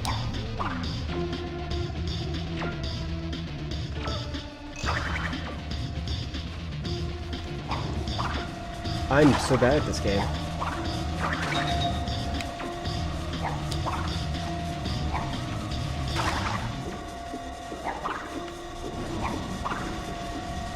Oh, I thought I could duck under that. What have I got? Dang it.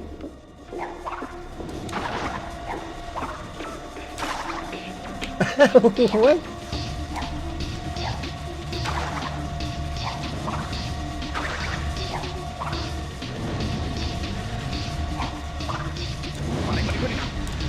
Worth it.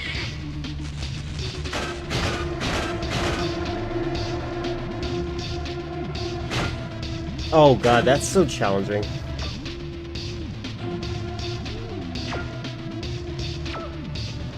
I'm gonna save state here because I just don't want to deal with this. Your college had an official Apple ones because for some reason they got Macs for game dev courses. That's so messed up.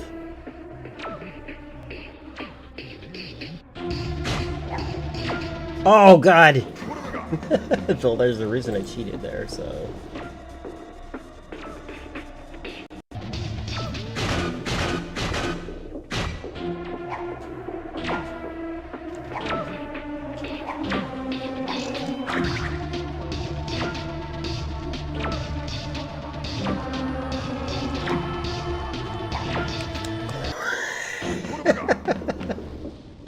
I'm gonna cheat. God dang it.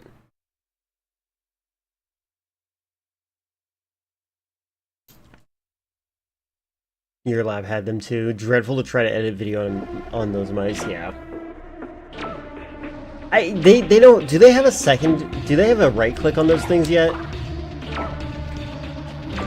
Oh my god, I'm bad at this game.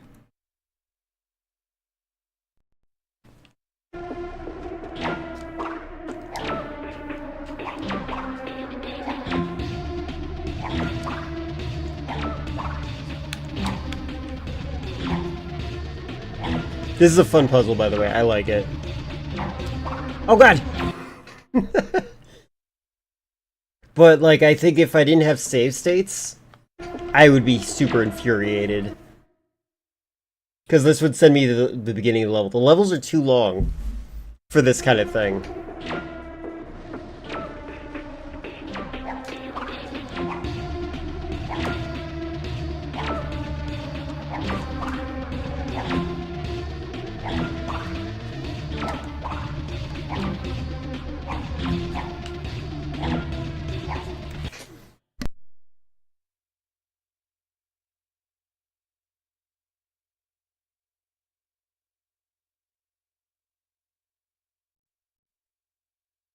Alright, my alarm has gone off for me to, I gotta bring my mower upstairs so that my mother can do the lawn in the front. Which is good, because honestly I didn't like that she didn't do anything with the front for 2 months, which means that it would have been really difficult to mow, so I'm glad she's going to do that. So I'll be right back. It's going to take me a little bit. Let me put something on for you guys. I don't think it's going to take me a full 10 minutes, but I'm going to put something on just in case it takes me a while. Can't believe Mario Galaxy would steal this puzzle years later. Did they actually? Is it actually a Mario puzzle to memorize the sequence of color combinations that are happening?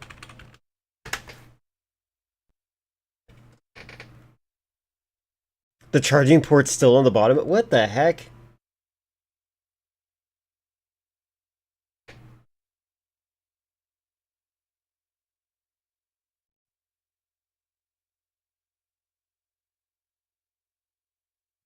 Alright, this'll work.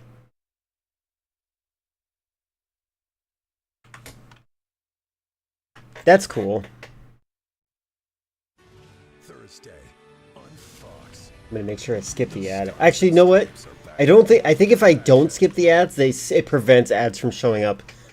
I've been learning something interesting about the behavior of ads on YouTube lately. If you leave your computer, it will more likely pop up an ad. I think that what's happening is that it measures whether or not your mouse is moving. Or maybe you just need a little more from your mattress. All right. An adjustable base offers personalized comfort with customizable head and foot positions that can help relieve Head back and foot pain, positions. alleviate snoring, and give you your best Snoring? rest ever. Make an adjustable base part of your bedtime. Yeah, I'm letting this ad play out Elevate so your we can sleep. decrease Shop the odds. adjustable bases in-store and online at Ashley. Just sleep in a couch. Alright, so this is for Empress Teresa. This is a really goofy book.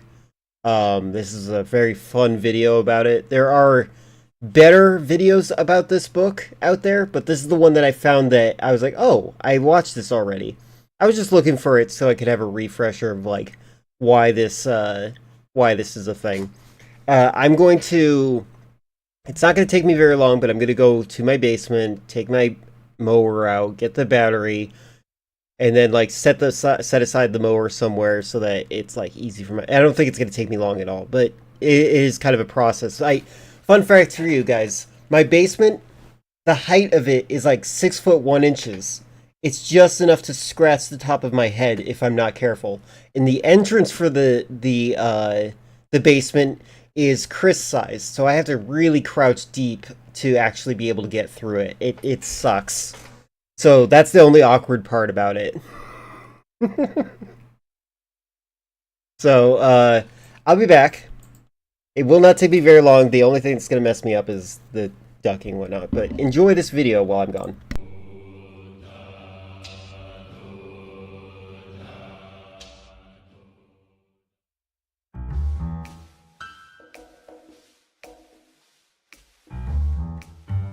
In late 2013, a man named Norman Boutin self-published a book on Kindle entitled Empress Teresa. The book's page on Amazon was striking, with an amateurish cover depicting a woman of indeterminate age in a collage-style drawing.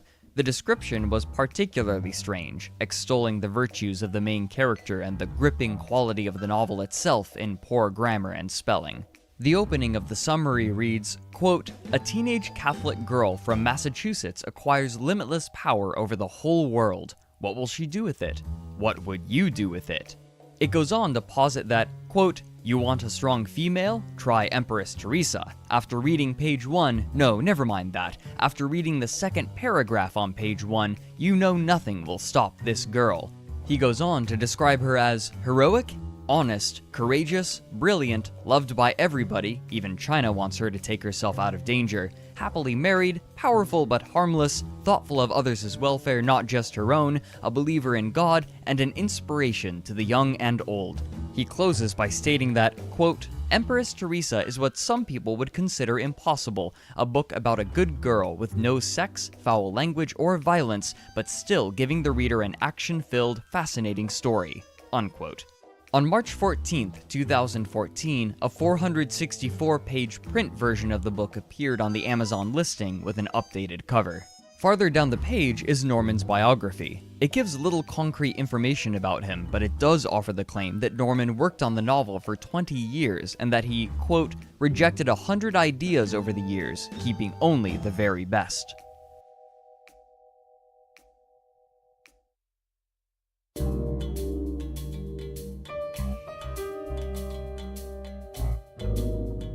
The book went unnoticed except by certain people he told on internet forums. For example, on writingforums.com, he largely rejects the constructive criticism given to him, comparing his work to the American classic To Kill a Mockingbird by Harper Lee. He even criticizes it by saying that, quote, "There's at least 100 pages that could be thrown out with no loss to the main story, but at this point, who the heck cares?" One commenter replies, "The difference between Harper Lee and you is that you aren't Harper Lee."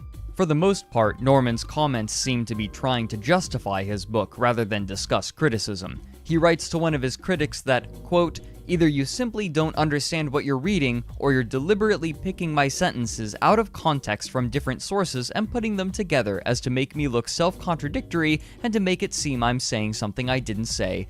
Neither of these two choices is good, my young friend. One user, Lassum, points out that, quote, "You seem to be convinced that what you have written cannot be improved and that we simply need to be persuaded to like it." This particular discussion lasted for nearly 3 months, with people criticizing Norman's attitude and Norman vehemently defending his book by proclaiming its quality. And so, unchanged based on criticism, it was published to Amazon for Kindle later in the year. Those people who did read it would often leave 1-star reviews, criticizing nearly every aspect of the book. One reviewer under the username Smedlock states that, quote, "The novel is filled with poorly written dialogue, awkward descriptions, and erroneous character reactions." They go on to criticize how Teresa herself is written. Quote, "Teresa has some disturbing qualities. While the author probably meant to portray her a self-confident child/teen, his writing turns the character into a creepy narcissist. Teresa spends an inordinate amount of time admiring her own body and showing it off. She admires herself in the mirror quite a bit. She talks constantly about her great mane of hair and preens and shows off for television crews and the swooning populace. The author constantly writes about Teresa's perky breasts, cleavage, and rear end as they fill out her clothes, verbiage that, again, comes across as creepy and stalkerish." Unquote. Another reviewer, Ravi P. Rajkumar, writes that Empress Teresa is not a bad book, neither is it a terrible book. It is one of those things that convinces me of the infinite mercy of God. Anything less than infinite mercy would have incinerated this book before it was unleashed on an unsuspecting public. Brent Butler, a top 1,000 reviewer for Amazon, says that, quote, "The book reads like an adult man trying to write in the voice of a young girl. Evidently, he thinks 10-year-old girls speak in short, choppy, awkward, irritating sentences. Nothing about this first-person narration rings true." Brent also reveals an important detail about Norman's marketing practices. Quote, "Norman is leaving comments under other customers' successful reviews. In those comments, he links to his book and leaves lengthy excerpts. This is Links to his book. I'm links right here. This is an amazing book. I finished what I had to do. The basement had like 5 different spiders. I've like 5 different garden spiders. One was just completely all black. I'm like, does it have that little red hourglass that would let me know if it's a black widow? I've seen black widows before, but I don't know if I've seen them on the East Coast yet, so. It was fast. I was actually pretty happy about that. It wasn't as difficult as I expected. I don't kill spiders. I think that having spiders in the basement that will eat the bugs in the basement is a good thing. Sorry, I'm not a murderer of bugs. I don't participate in hetericide.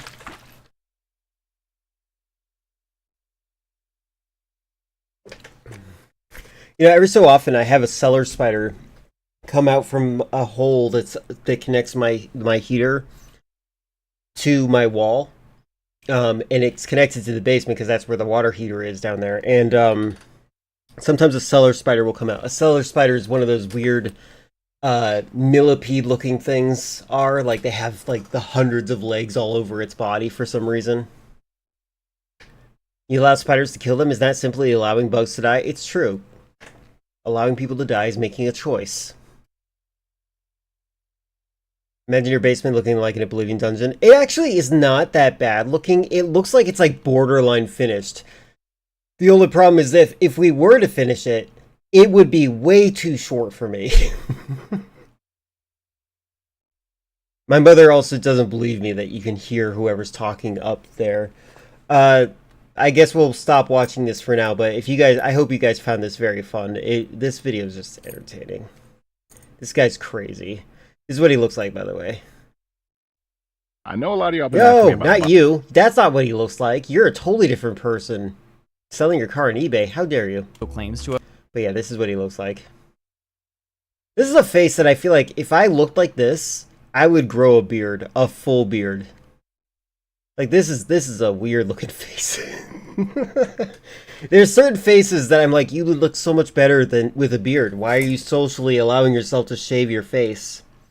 There was this one guy who had a big beard who who said to me that he hated when men shave their faces completely because then they looked like women. He's like, ugh.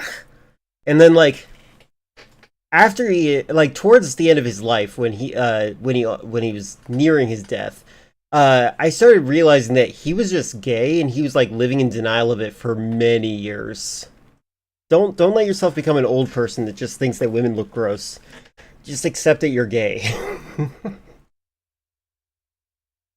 Words that sound like Oblivion. Obsidian is being sued for wage theft. Good.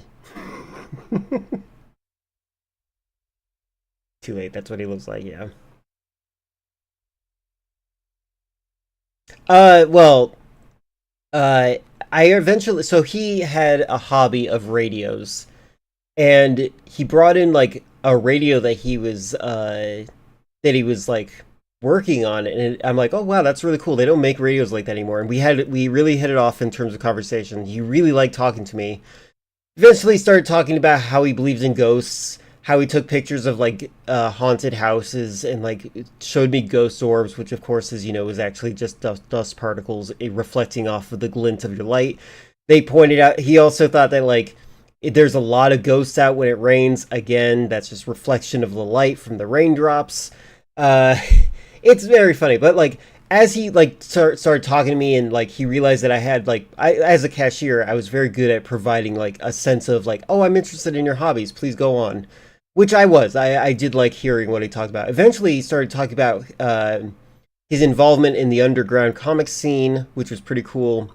And then he also showed me drawings that he did, and the drawings that he did seemed to be like heavily admiring the masculine form in such a way that I feel like only a gay person could appreciate. And he also had a close friend that basically seemed homeless, who was also an old man. And he kind of seemed like he was more than just a friend with this guy. And these were just vibes I was picking up from them. And then when he did die eventually, that man was like inconsolable for a few months.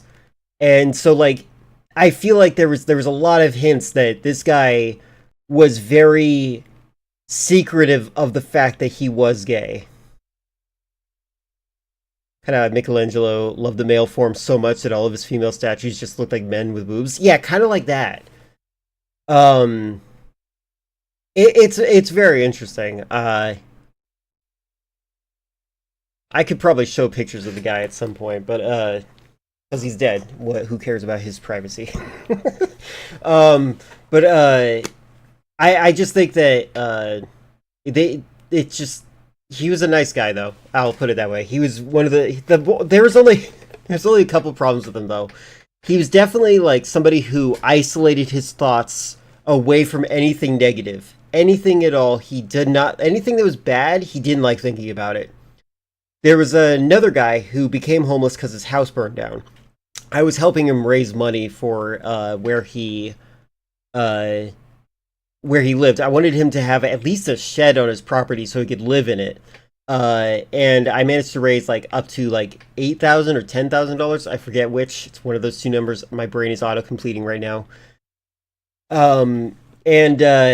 Anyway, the guy who I think is gay, his name is Paul. And the guy who I raised money for, he's the NASA scientist that I talk about all the time. We call him Rit. Anyway,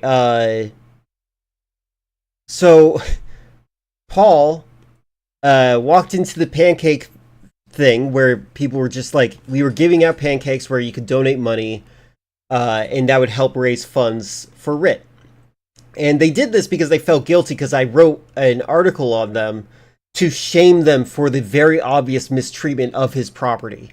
It was very obvious, but the way I wrote it wasn't accusatory. It was to make them know that I know, but I'm not going to call them out, that they were deliberately destroying his property because they don't like him. And this was their way of trying to save face. And good for them, because, again, we raised a lot of money for Rit. Anyway, so when the pancake thing was going on, I saw Paul there, and Rit was there, and Rit and him, they're regulars to my store. They talk together, and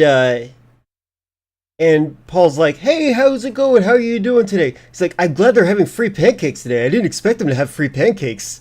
And he's like, how are you doing today, Rit? And he's like, "Well, I'm a little miserable right now because of the whole situation." And it seemed that Paul only saw the free pancake sign and nothing else. And he's like, "Rit, you are a negative person. You know that? I just can't handle it. I'm gonna leave right now. I can't handle you being so negative right now." And he like gets up and goes to a different table to eat his pancakes. It's like he completely didn't realize that this guy's house burned down. And he lost like cats and stuff like that. Anyway, but yeah, so long story short, that was just Paul's personality. He just isolated anything negative from his life to a very funny degree. Anything that was bad, he didn't like about it. Sounds just like you. Yeah, well, I do think, Chris, you gotta be more confrontational with things you don't like. I do think that. I do in fact think that. But yeah, that's your story for today. That story might come up later on because there's a lot of things that happened in that. It was an interesting time period that I was in. It was actually one of the first times that my ex had reached out to me. The other time was when I started streaming, but she's like, "I think what you're doing right now is really great, and I just wanted to use this as an excuse to talk to you again." I'm like, "No." Alright, where am I? Oh god, it's loud. Sorry, I forgot I turned up the volume for the video. There we go. Right about here works. Yeah, negative thoughts about unshaven men. It's really funny. Oh my god. Well.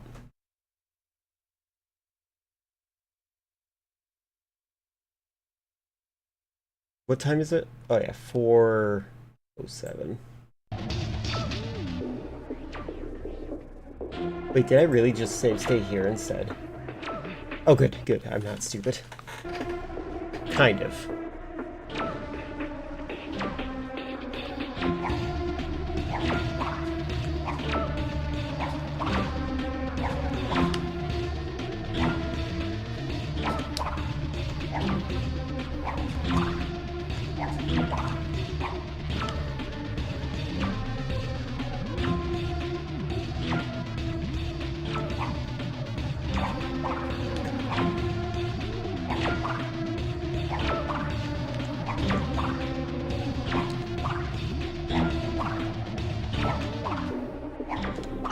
Oh my god. Alright, I'm sitting here. Oh yeah, but he said he liked my mutton chops because he said that at least I had the mutton chops because then I don't look completely like a woman. That was his mentality. I can't stress enough, this guy had a huge beard. That was his personality.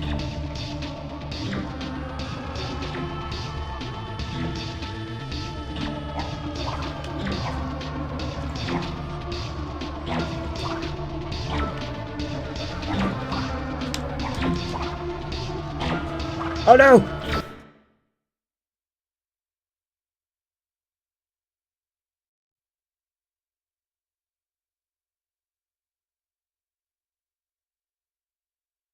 Just make sure I have the right save.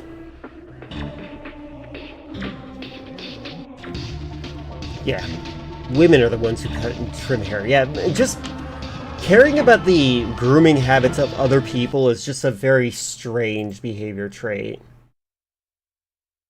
One that doesn't really make sense to me. Like, you should focus on yourself.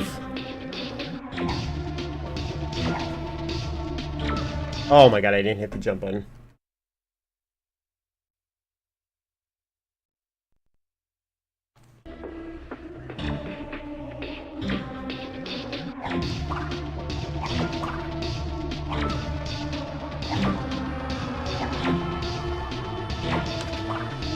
Okay, I need to go green first.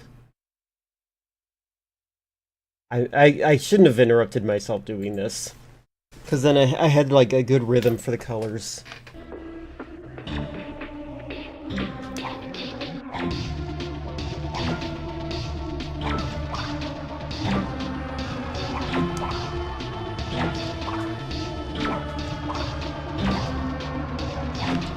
Ah!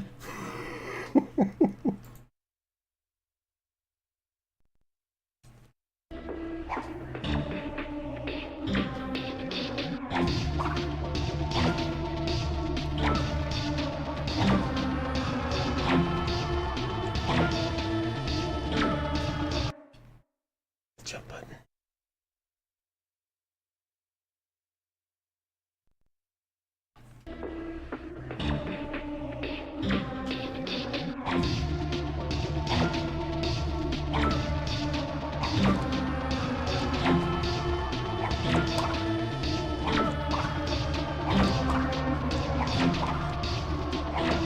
Ah!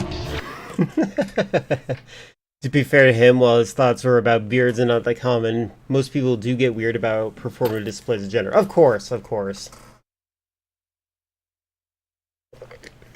There's some performative displays that are very strange.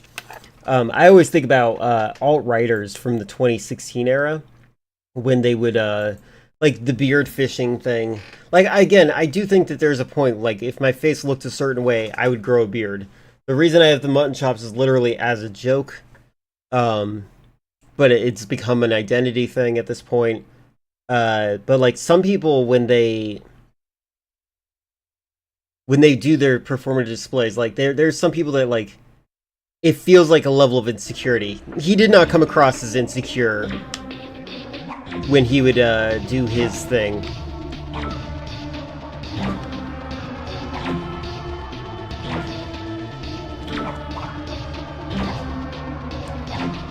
Oh god, red. Red is next, red is next, red is next.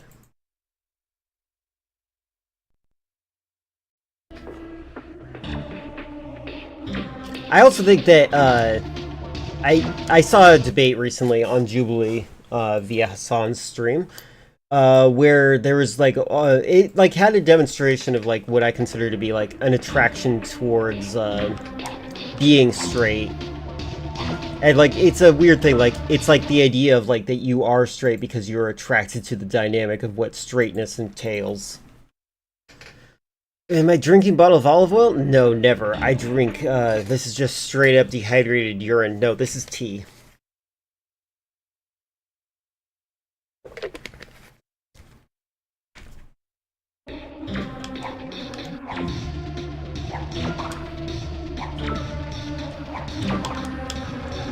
Oh my god, I'm an idiot. Yeah, Kane Parsons.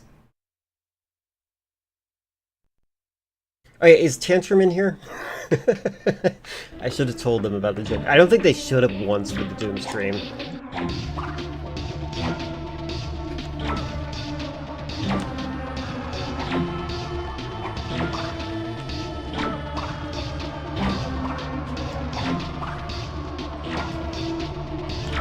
Oh god, I didn't hit the jump button. Oh wait, I did. I just hit it late. This is a fun puzzle. I like it. Sunflower oil. I really like sesame seed oil. I've been cooking with that, and it is like addictive.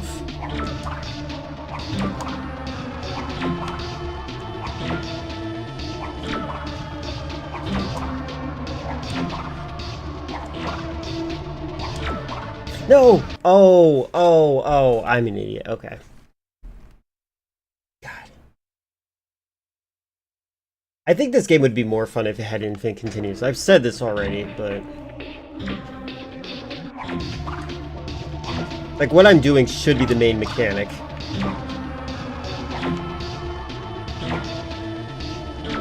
I didn't hit the jump. What were you playing yesterday? Yesterday was Monday.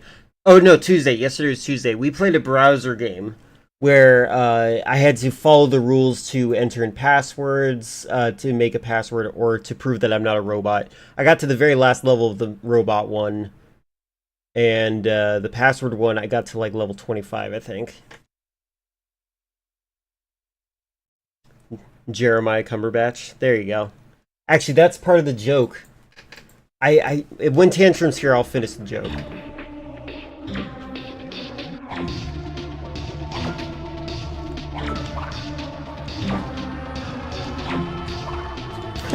So bad at this.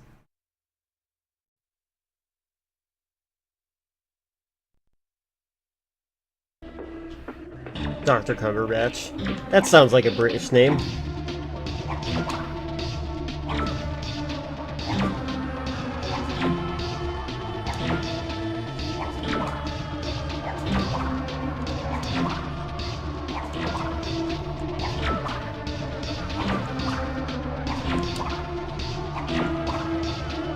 There we go.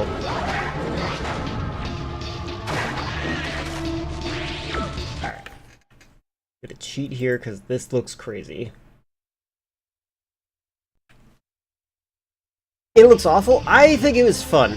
What I just experienced was fun. Like, it was making me think just enough. I like overthinking, as you know, though.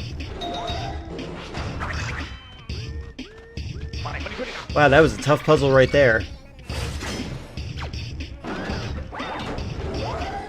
I swear, some things just exist to waste my time in this game.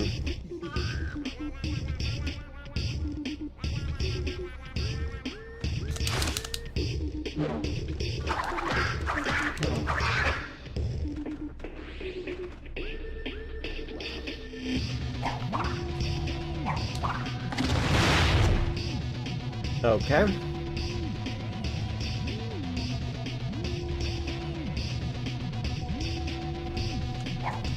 Bye. Alright, and then this.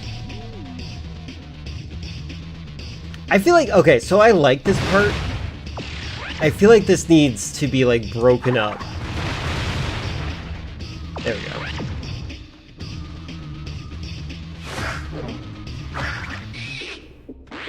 Like, the way this level is set up is just, like...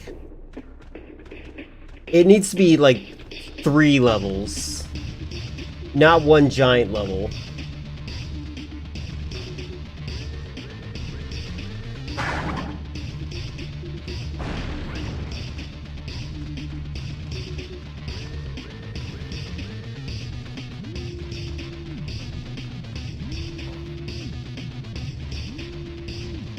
Oh my god. Well.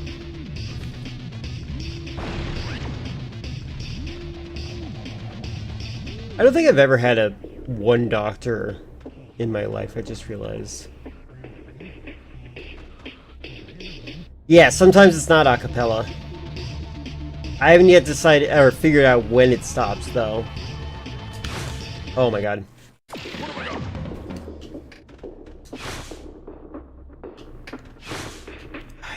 If only this used real physics.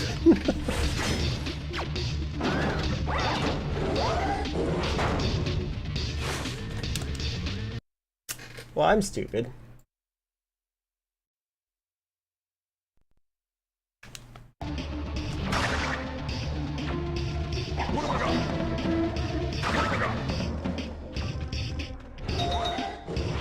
Why is it also red? Also, by the way, that mask thing, it's not as exciting as it used to be. I don't know what they were thinking.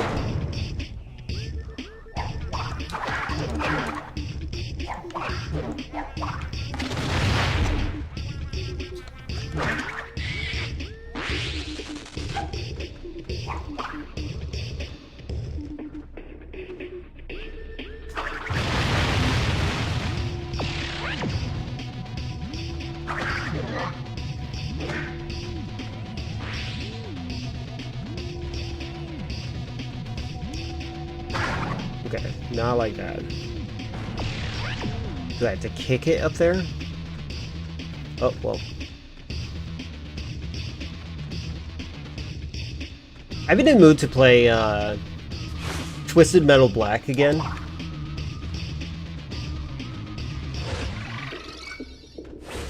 I don't know if I will do that, but I want to.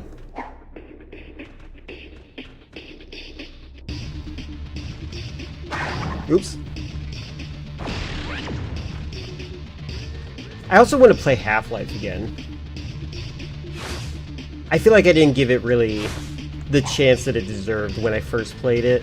I was kind of just playing it because I was like, let's see what happens. Now that I know a little bit more of what I'm doing in that game, it could be fun. Oh my god, I suck.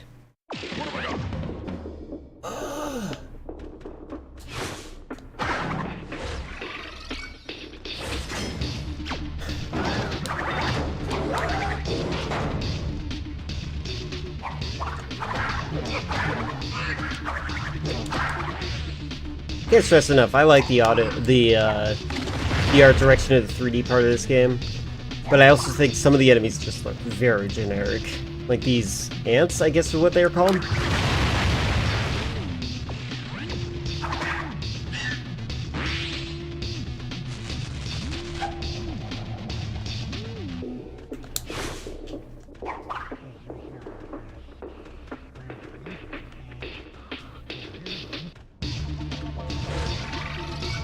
Half-Life is so good, why haven't they released a sequel every year? True. I actually think they're in a really bad spot. I think people are going to negatively review bomb Half-Life 3 if they ever release it.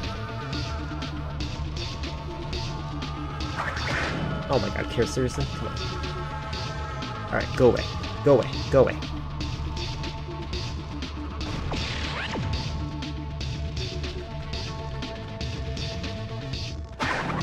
It has to be kicked.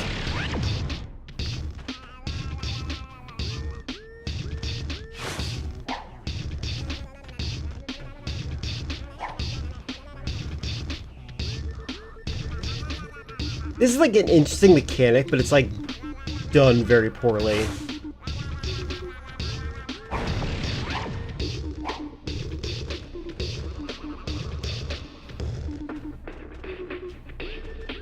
Like, I feel like I need a lock-on button or something.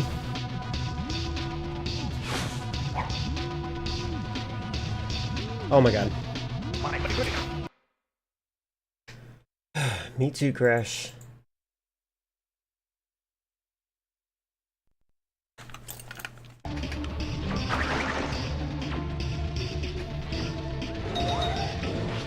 Wait, did that shut the door behind me? Okay, good.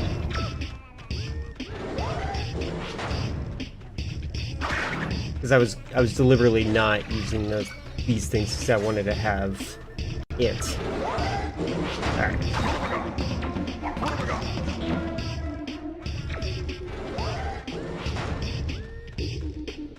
Like, what's the point of having 3 masks here? Yeah, look, it disappeared.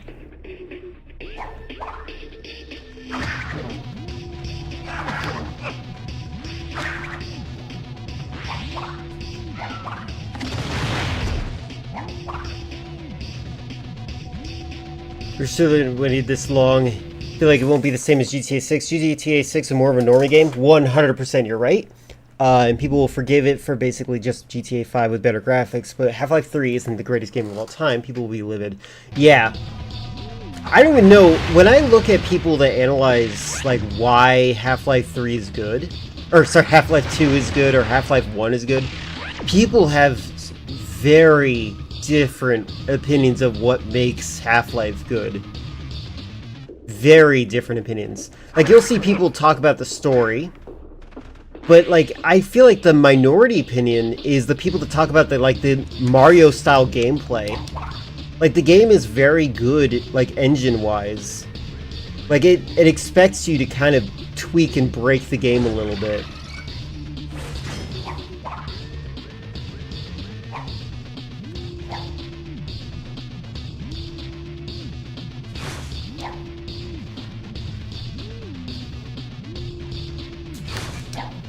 Yay, first try. Oh my god. That was close. I'm safe stating. I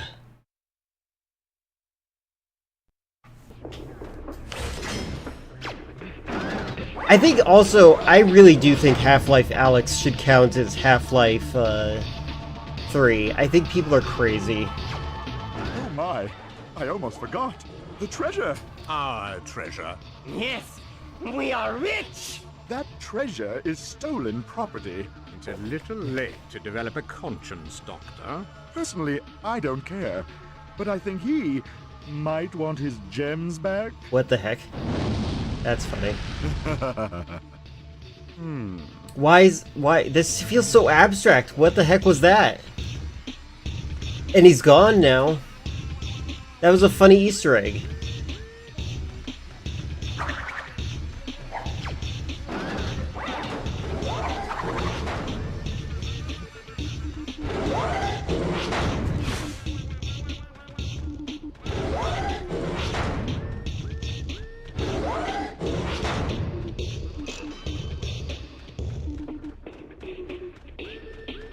Like, it's just so abstract. Like, that just happened. They just like, this has to happen in the game at some point.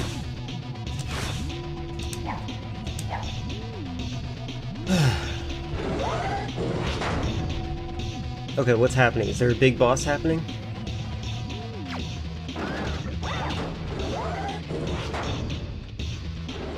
Are we at the final boss right now? Well.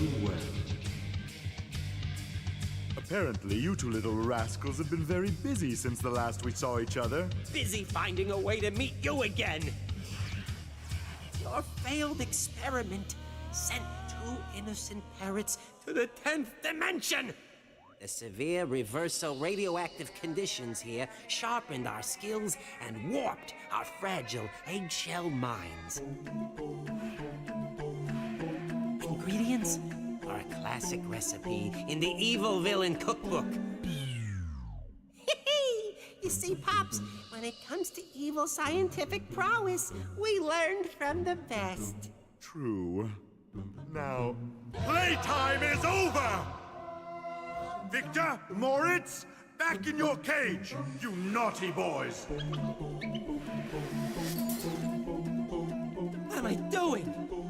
Curse my regimented upbringing. That's it, Cortex. You want to make up for lost time and play with your pets? So be it. Yes, that's exactly what's happening. Hi, Franklin.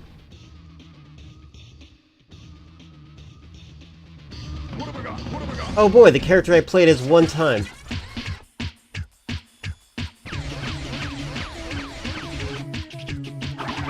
Okay, something really interesting about the gameplay in this game. Oh man, it's so much louder now. One thing I kind of like is, like, there's a rhythm to it. Like, see how the character's moving kind of to the dance rhythm of this? I like that.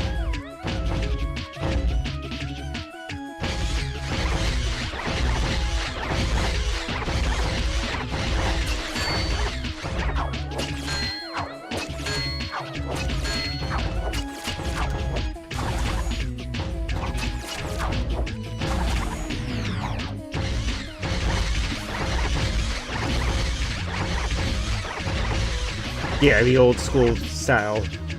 What is this?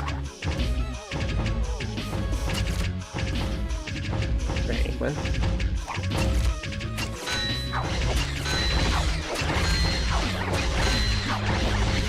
Ah! Uh-oh. Oh my god.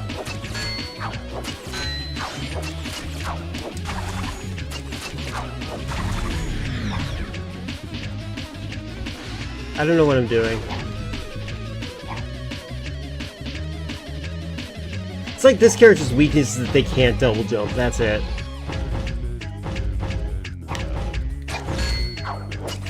Also, this is not really final boss music, is it?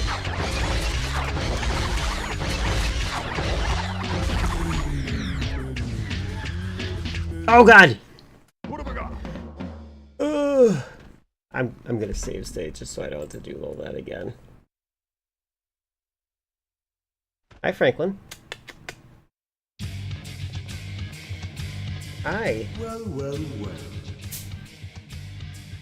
Apparently, you two Are you here for your pill, Franklin? Why are you late for your pill? Last we saw each other. Busy finding a way to meet you again. I looked it up. This pill doesn't make him feel better. He just wants the pill. It's weird. To the 10th Here you go. dimension. There you go. The There you severe go. reversal radioactive conditions here sharpened our skills and warped our fragile eggshell minds. Ingredients are a classic recipe in the evil villain cookbook.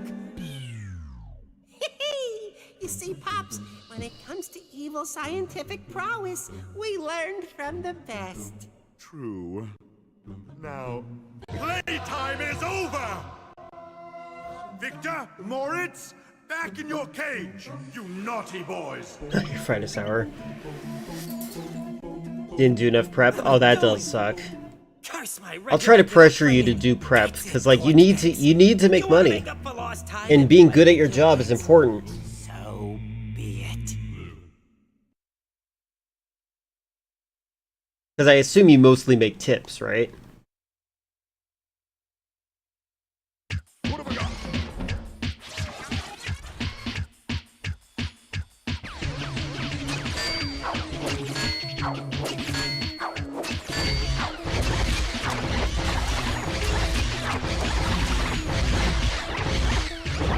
Oh my god.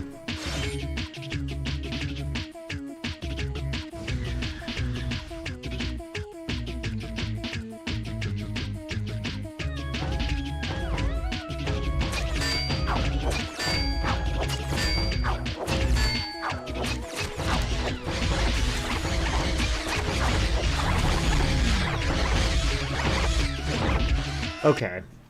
So when I land, I apparently do the fall on my back animation.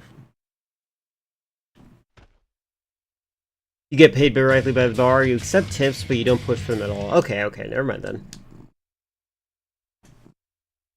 Well, it's good the bar pays you. What have I got?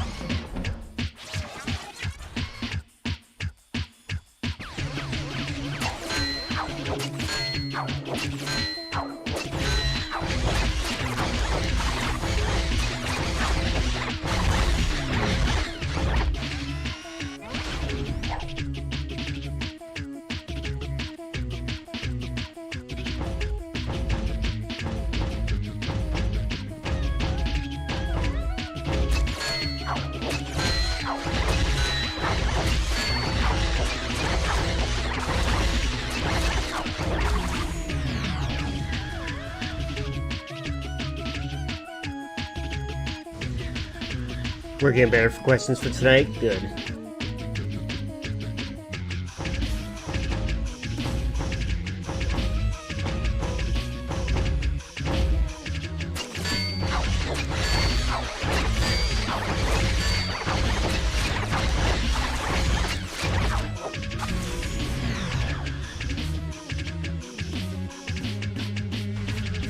Okay, so I press a button. What happened now?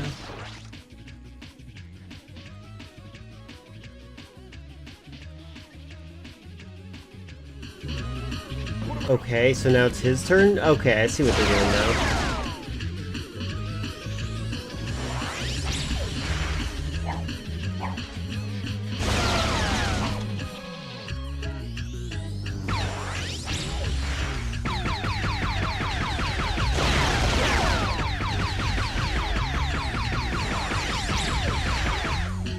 Oh my god. How far back did it send me? Yeah, the sound design in this game gets a failing grade from me. What have I got?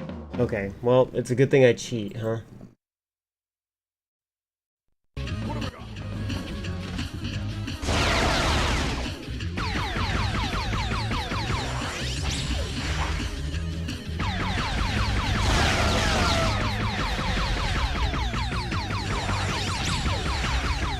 Okay.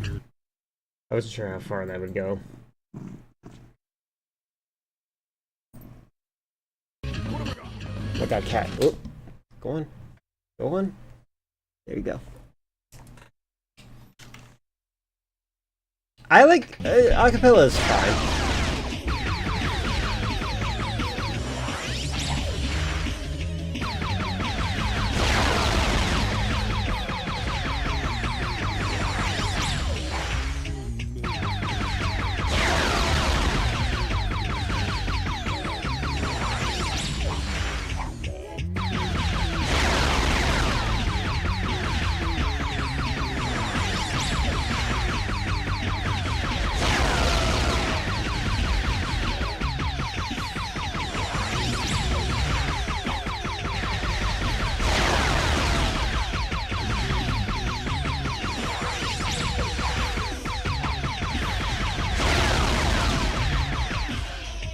Oh, I can't touch him.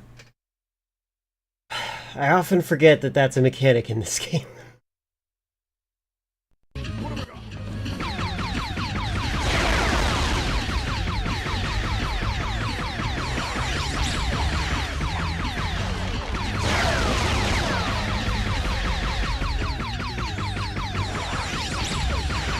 Am I supposed to be charging my attack? I'm hitting with the tiny beam. Oh wait, oh it is doing damage.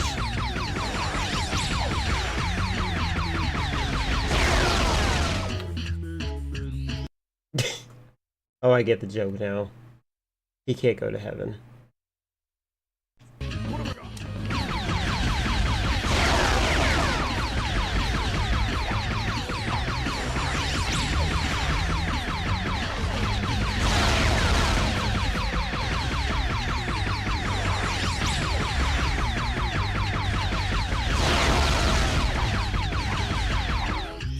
Oh my god, I touched him again.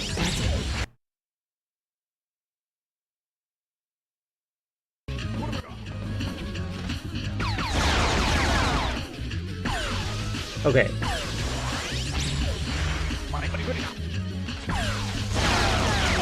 I'm just curious about whether or not the charge attack is more worth it. The charge is weird.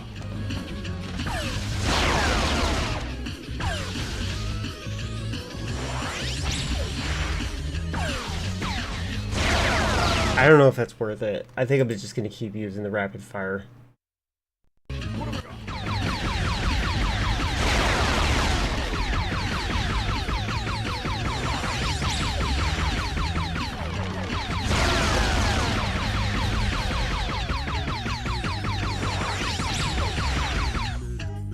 Oh, I hit me with the splash damage. God dang it. This is an awful boss fight, I feel like. Because, like, there's not really a sense that I'm getting progressing other than seeing the bar go down every so often.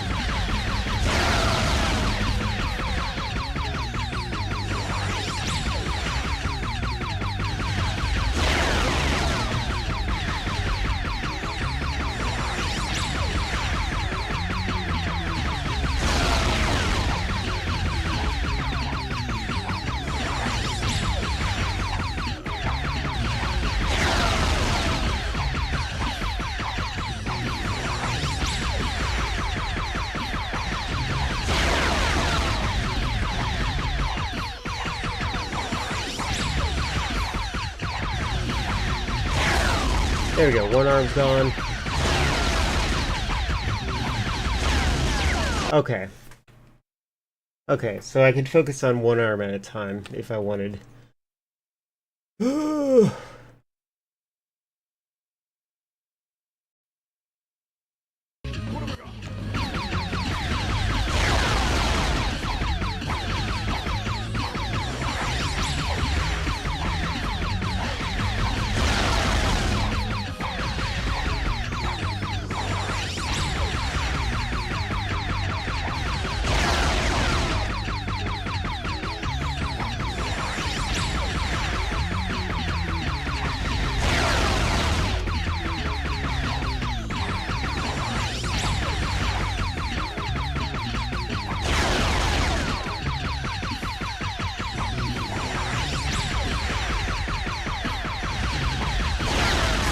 There we go.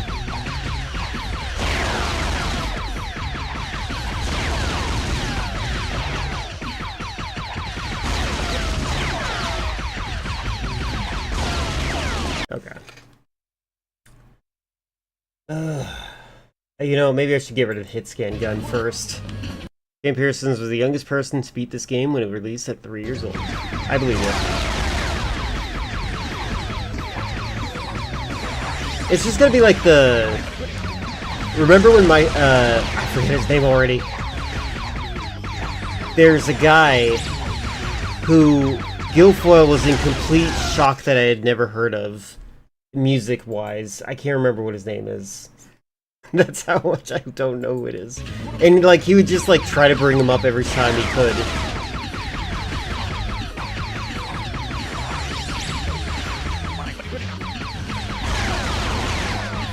Some British music celebrity. Jumbo also was shocked that I had not heard of this person.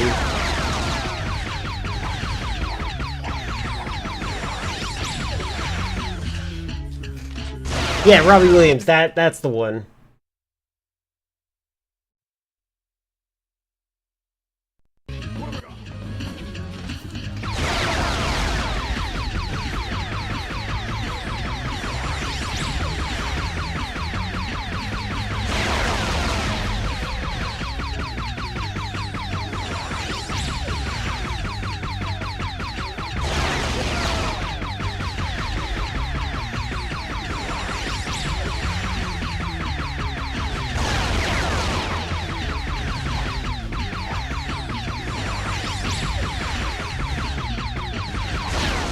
Oh my god. That gun is ridiculous because it's just a hit scan. We need Guilfoyle back? Well, blame Girlfoyle. I bet we could watch movies in my Discord server and that would probably at least have him there for that. But I don't know what, like, I would like to do it based on his schedule, not my schedule, you know?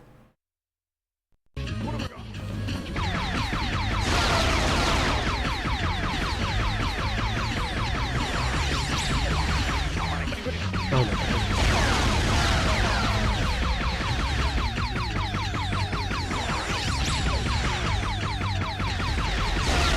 I actually don't know what the best way is to dodge this, so maybe I should go back to how I was doing before and just destroy each arm at the same time.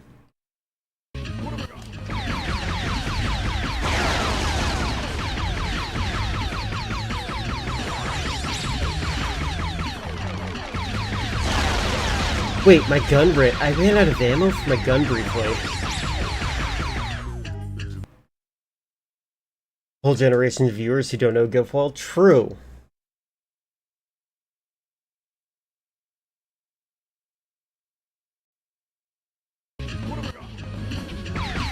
Leaving your internet be friends for an IRL girlfriend sounds gay. It is very gay, I agree.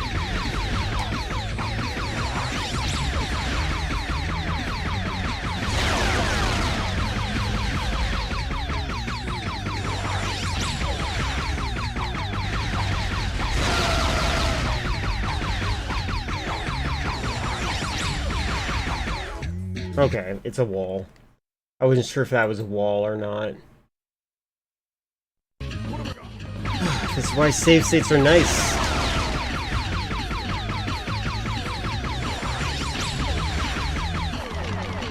Okay, how did I run out of ammo?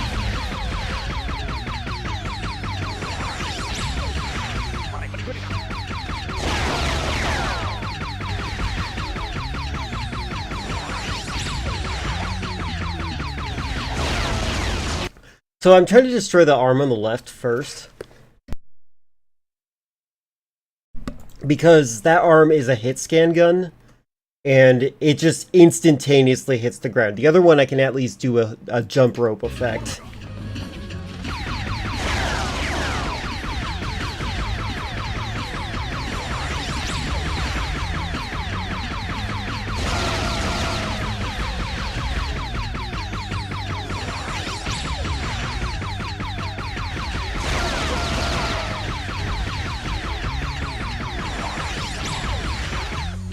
Okay, that didn't look like it hit me, but okay. Can't take this game. I feel like after I play this, I might watch a documentary on this game, because I'm really interested in the story behind it, because it feels like there's gotta be something.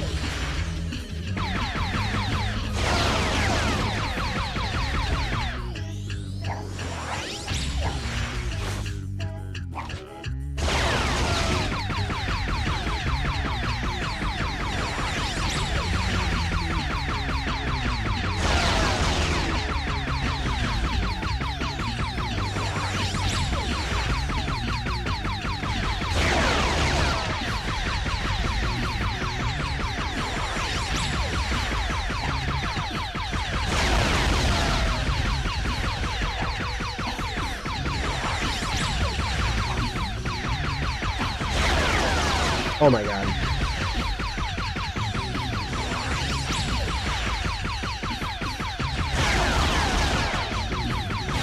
There we go. Alright, I'm cheating here.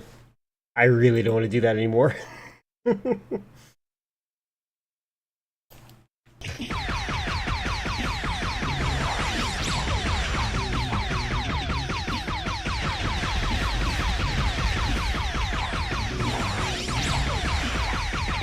I am cheating on each other. Nah. Not that kind of story. I can just imagine, like, Konami breathing down their neck, though. I do wonder, though, if this is still Konami. It seems like Konami made Graphic Cortex, and then we're like, ah, this isn't for us. There we go.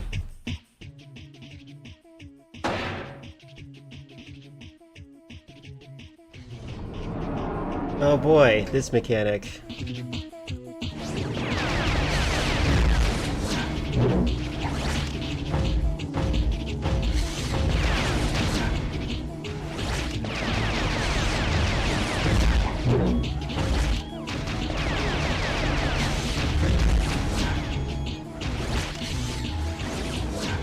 Oh wait, this is the first boss. I'm playing as the first boss in the game.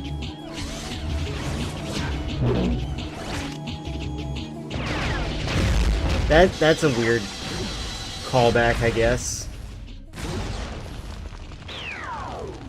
Let's get out of here!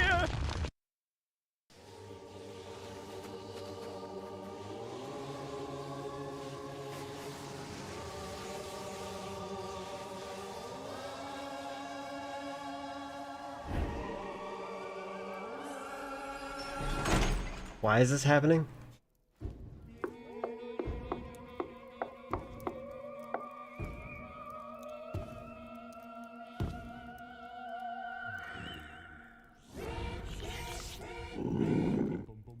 Oh boy! I love roast chicken. Well, this is one heck of an ending.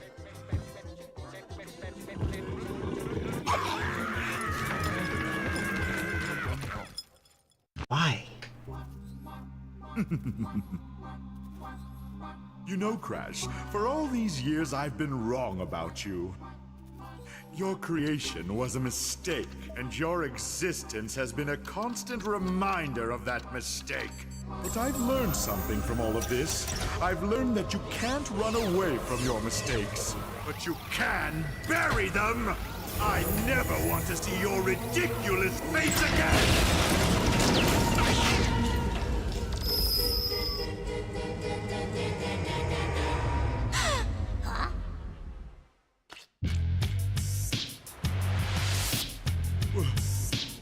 Where am I? What is this?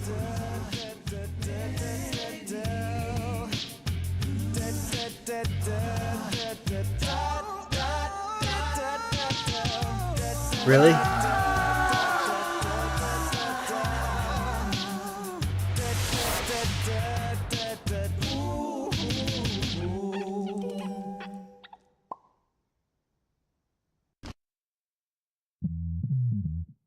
Oh god, this is such a weird game.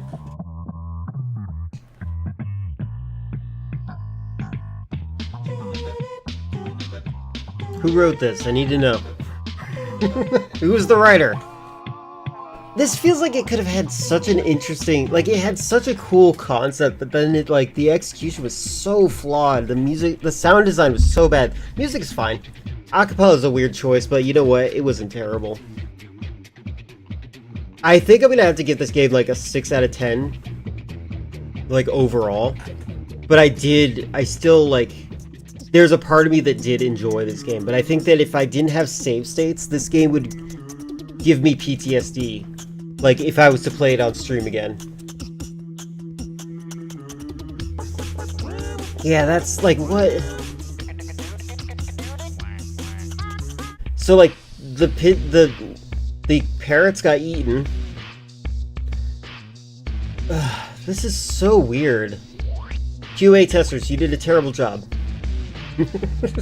Oh my god, so many QA testers. You all failed.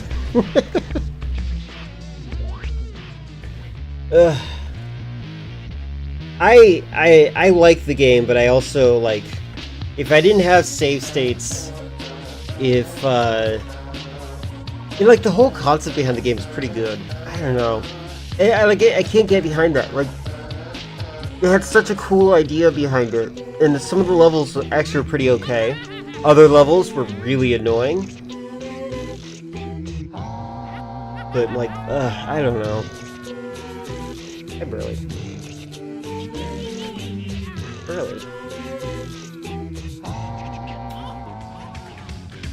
Okay.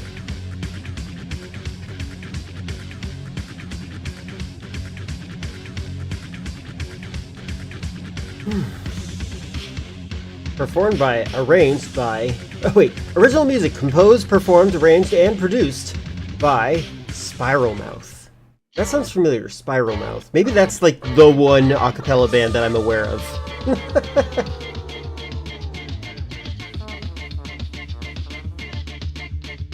Sound designer, I don't think you exist. Lex Lang did a good job with the voice acting. Mel Winkler played Aku Aku and Tribesman. The maps didn't really tie together very well. That was another problem.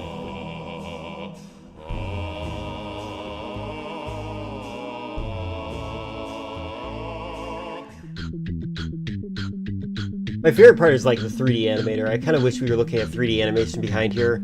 The 2D animator is not very good. Like, I kind of wonder if I could do a better job.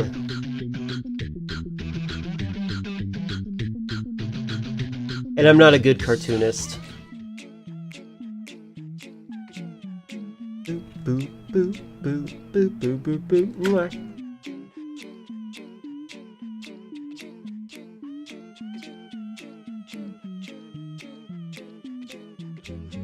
Also, these are ugly credits. I don't know what I'm looking at half the time.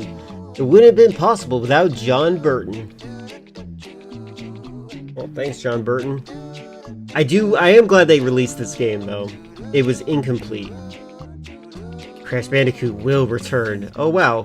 So was Marvel making a reference to this?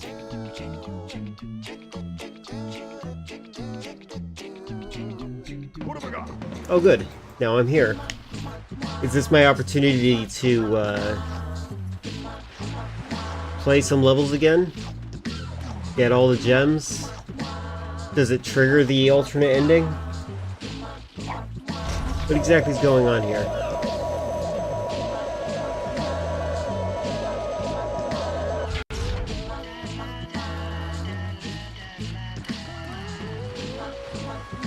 Oh my god, come on.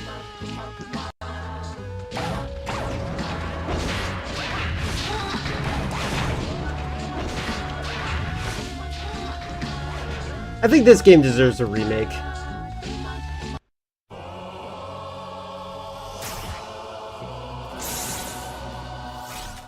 Yeah, what are we doing? What's going on? Do we just keep going? I don't know.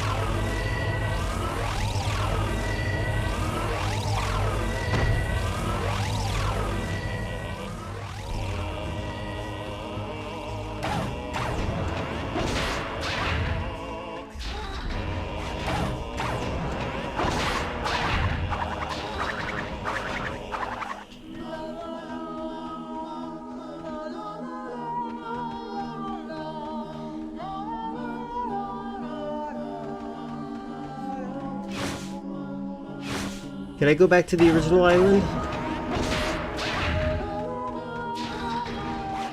The goal. That's who we are now. Yeah. Oh look, loading screen. Does this teleport me now? No? Okay, how do I go back to the original island though?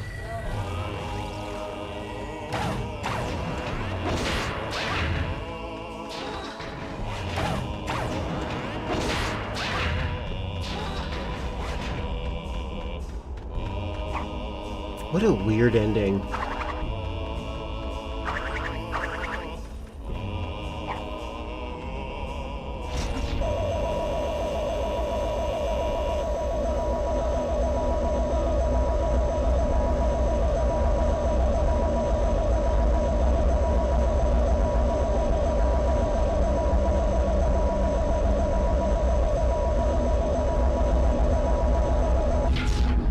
The Coco was barely in this. Oh yeah, this fake load screen thing. To make sure it builds up enough time for me to get over here.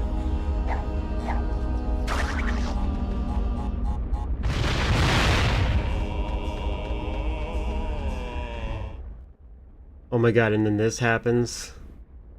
My daughter, niece! We must do something! My daughter, Think, niece? Cortex, think! Is there an implication there?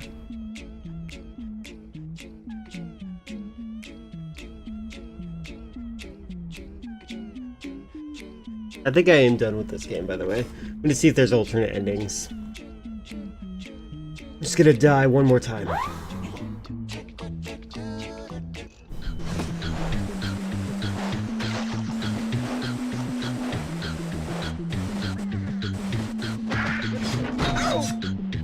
Okay.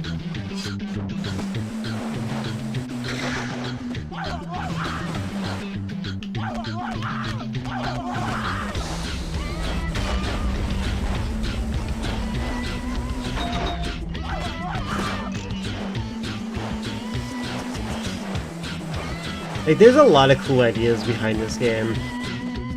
Just the execution is really bad. I want to remake this game. I've decided that has to happen. Alright, cool. Well, that was the last time I'm gonna die here. Let me check out if there's a video we can see about if there's an alternate ending, if you get all the gems. They didn't really imply it this time. Or the crystals. Or no, the gems, the gems.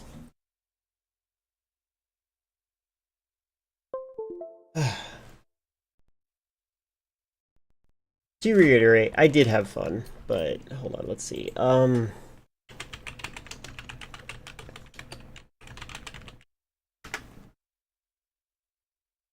Let's see. All gems and crystals. There's Kadikarus's version of this. Oh look, I'm streaming the game, so they decided to show me streaming as one of the I know you can't see it, sorry. This might be fun. Let's do this. All bosses, cutscenes, no damage. Long play, 4K. I have 2 cats fighting for my lap right now. What? Hey, don't bite my fingers. Let's see, hold on. I'll add this to the thing. Is there an alternate ending? Hey, stop. Okay. There's an alternate ending called Alternate Ending, 100% Real. I'm guessing that there is no ending. Oh, there's the one. Wait, maybe. Hey! I did. I beat the game, and now I'm just kind of looking at things.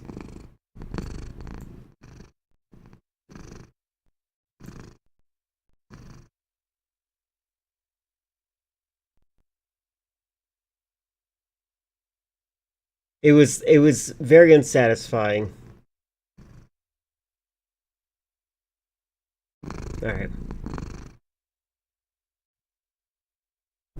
Oh my god, cat, careful. I have a couple of videos we can watch. Apparently this is an alternate ending, so we're gonna do that.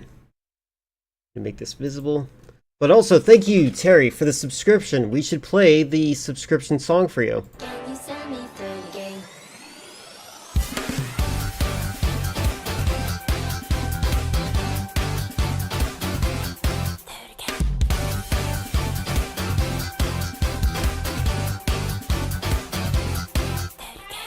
You send me through the game, but I don't have through the game. Through the game, through the game. Can you send me through the game? And that's the end of that. Chris, you're too late. Stop trying to be cool. Alright, let's check out this possible alternate ending if you get 100% completion status. It's the only video I can find on this, surprisingly.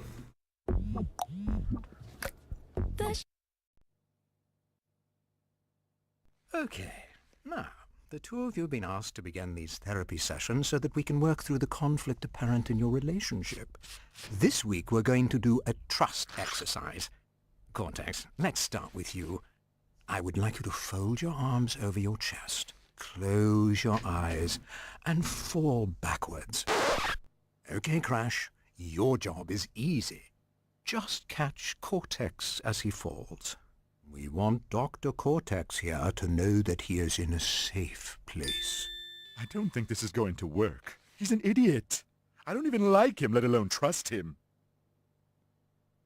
It's just that I have a fear of falling. Okay, fine. Let's do the silly exercise. I'm in a safe place. I'm in a safe place. I'm in a safe place.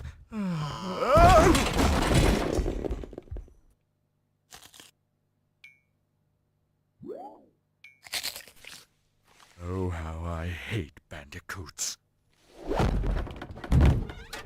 Apparently that's what you get when you 100% complete your video game, complete the game. Welcome back to another video Not in worth my it. Crash Bandicoot review series. So far we've covered Crash of the Titans, Crash Tag Team Racing, The Wrath of Cortex and Mind Over Mutant. Those videos will be linked down below if you want to check them out. But today I'm going to be reviewing Crash Twinsanity. Do I really care about this guy's opinion? Let's jump into this. This guy's more known for Crash Bandicoot. Crash is bomb. Crash is bomb. Crash is bomb. Crash is bomb. Crash is bomb. Crash is bomb. So loud. Crash, I don't want to wear those tassels! Oh, thank God. Oh, it was only a dream. Haven't slept in days. His cheeks are always just there. In my face. I just need to carry on with Bandicoot Month and hopefully I'll stay far away from any kind of Bandicoot nether region. Crash Twinsanity. Perfect! That's how I breathe.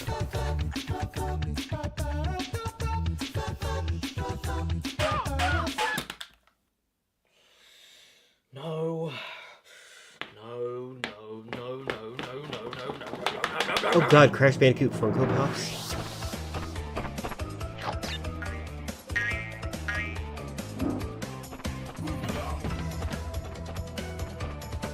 It's like early Meat Canyon or something.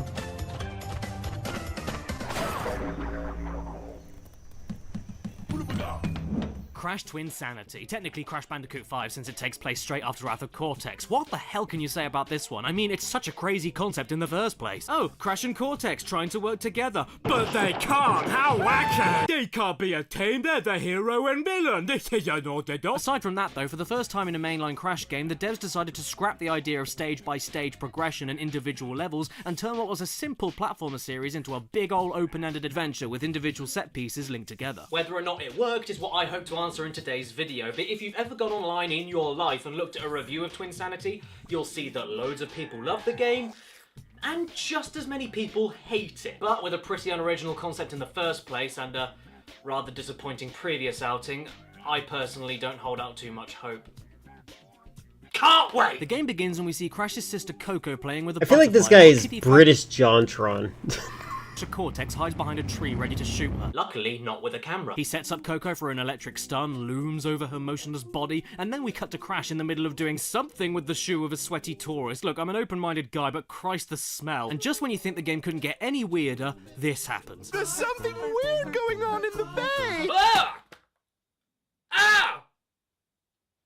Ah! But before you can question why you bought this video game, you're off. Yay, let's go for a run on the island. It is I, Aku Aku. Oh, sorry, no, we have to listen to him first. Call me thrice, and I shall grant you Oh my god, I just realized this started with a tutorial and then it just kind of abandons the concept. special powers. Well, that was very useful. Many thanks. Aside from that, though, you're totally open for the first time to freely explore Crash's home of Insanity Island, and this is worth the price of admission for charm alone. Learn all of the controls, roll a football around, collect... I might. I'm currently debating whether or not I want to play Crash Bandicoot 4. I don't have the game right now, but I have to go get it, and then I have to install it and whatnot if I was going to play it. I'm not sure if that's the next game I want to play. I want to play another kind of bite-sized game for the Wednesdays. Collect a few of the hidden gems in the game with optional challenges, blow up ancient invaluable statues, throw chickens into nitro crates... Wait a sec! Did I just say you could freely explore Insanity Island?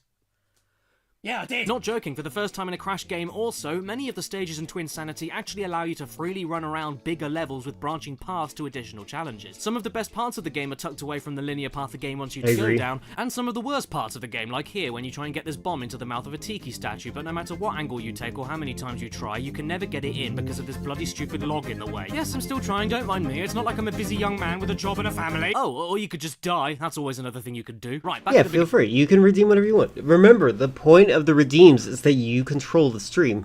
And I will say, okay, in 5 minutes or something like that, I will, like, at the worst case scenario, I'll say, just a moment. Got it.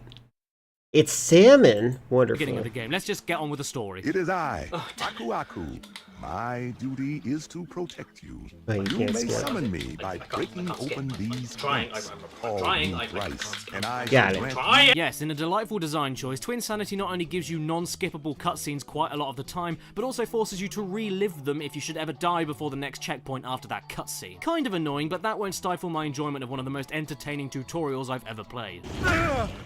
I'm okay. If you're going to teach your players to do basic rudimentary things you've probably already figured out, you can at least make a joke out of it. And Twinsanity doesn't only make jokes in the tutorial. Wrath of Cortex didn't do as well as we'd hoped. Well, that's a shame. You probably should have made it good. It aims to be a funny game, and most of the time it hits the log right on the head.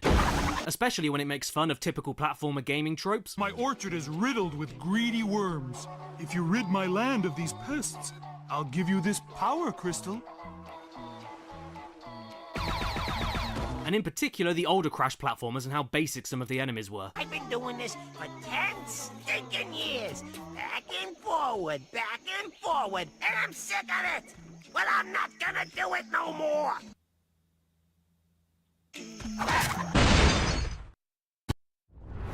Oh my god. It's Casa Amor. I swear the ads The are villain- placed based on where the sounds drop.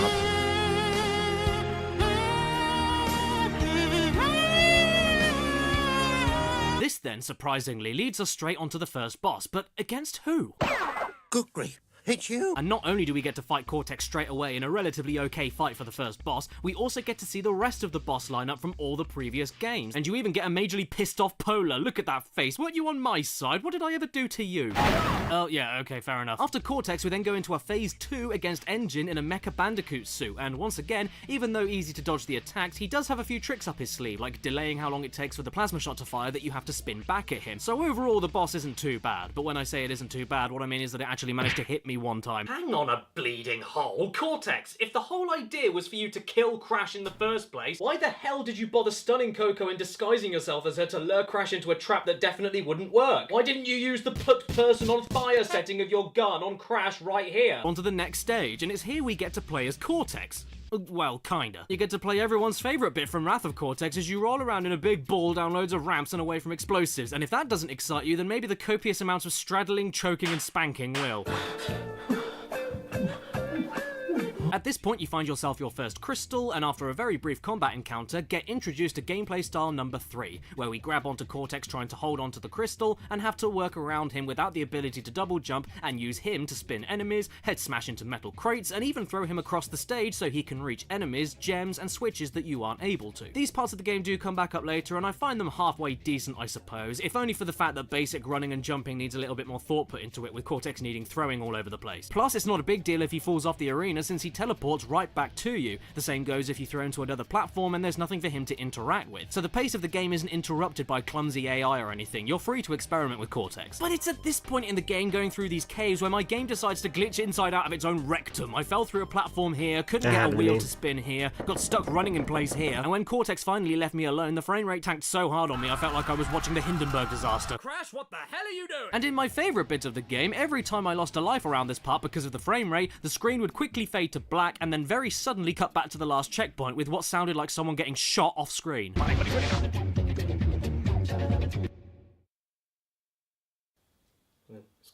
It's coming. It's gonna happen. You watch, you wait. You know, it's just coming. It's gonna happen. Oh look, it's Papu Papu. Thanks so much for facing the camera. I've had enough looking at cracks to last me a lifetime. Does this mean that we'll get an epic rematch that rivals Crash Bash? Or Crash what? Well, we'll see very soon. This next part of the game is gameplay style number 4. It involves Cortex being chased around by bees on a set pathway, and he doesn't stop for love nor money, so you need to platform alongside him to promptly activate TNT detonators and wooden switches ahead of time to get him safely across the terrain. It's another really fun part of the game in my opinion, since it isn't really an escort mission. You just need to be able to platform I do think the these right parts are things ahead of decent. time quickly, and know when to jump on and off pressure points to save yourself and Cortex simultaneously. It's still focused around Crash platforming, so I'm okay with it. Oh, Crash looks around depending on where you point the right analog stick. That's cute. Also, the game has to warn you to I watch said out the for those same thing. man traps, because I can't mansplain it to you while I'm manspreading. Am I going too fast for you? I'm really sorry if I am, but I actually can't help it. I mean, we barely played the game for 45 minutes, and already this much stuff has happened, and this is just what Twinsanity is like, so get used to it. Twinsanity isn't so much a typical Crash game as it is more like Rayman 2, but with asphyxiation and shoe sniffing. Not only are you thrown into one long connected adventure instead of separate stages, but the amount you get tasked with doing and the changes the game brings to you every other stage is reminiscent of that game too, and in my opinion that's not a bad thing as long as you can keep tonally and contextually consistent, which Twinsanity does pretty well, as does Rayman 2. And yeah, I suppose you could say the game is called Twinsanity for the fact you go through a million gameplay styles and there's 2 of you to switch between, but that's not entirely the case. The main villains of this game are the reason the game is called this, and it's here we get introduced to them. That feels good. I was bursting in there. They're terrible and easily the worst part of the game. How are you I agree. fools before the awesome might of the evil twins? Bloody Nora, even their names are creatively bankrupt. The Evil Twins? Can you get much more basic than that? Why are they so terrible? Everything about them sucks. Why did you stop there? Why didn't you call them the Foul Brothers? The Bad Relatives? The Naughty Siblings? And with that, they're gone as quickly as they were introduced. Thanks, game. We need to get a kidnapped Cortex that throws us into yet another gameplay mechanic, stealth, which doesn't add anything to the game, honestly. The platforming is the same, but you just need to crouch inside boats and behind reeds before you see these big googly eyes staring down at you. It's brief though, so it's relatively harmless, and luckily after that we get to a part where we have to body slam a worm in order to chase it around an arena across many obstacles and enemies in order to force it upwards towards a totem pole Cortex is stuck on and then bounce on its head to free him. Plus, there's even some optional platforming tasks to do around here for some extra goodies, if that so tickles your nipple mouth. Oh wow, now this feels familiar. Yes, we get a classic Crash chase segment. I'm digging this harder than a funeral director. But even though this part of the game is a great time and very nostalgic, it's also the last time you get to see Papu Papu. Yes, I know. But don't be too disappointed, guys, because remember that gallery of rogues we saw earlier? That must have been a teaser for all the classic Crash bosses that will come back. I'm sure there'll be more later. It's best that no one tells him. And after this part where it's impossible to hurt these worms with our own bodies but Cortex's head works just fine, we bump into the evil twins again. See you around, losers! Say, is it lunchtime yet? Ha ha ha ha ha ha, he's hungry and that's more important to him than stopping the good guys. That was a joke. And they leave us alone with a boss level that we've always wanted to fight in every Crash game before now.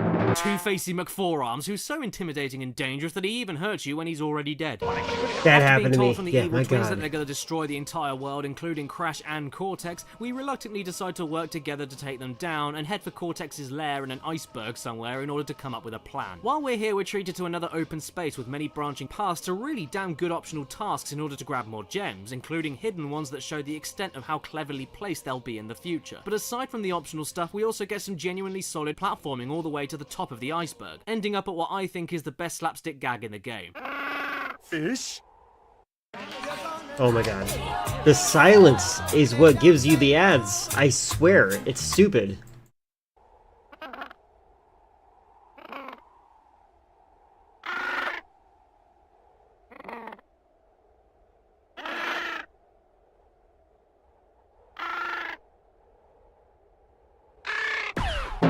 Joking aside though, this part of the game as a whole is great stuff, and not just because you can throw Cortex into the sea.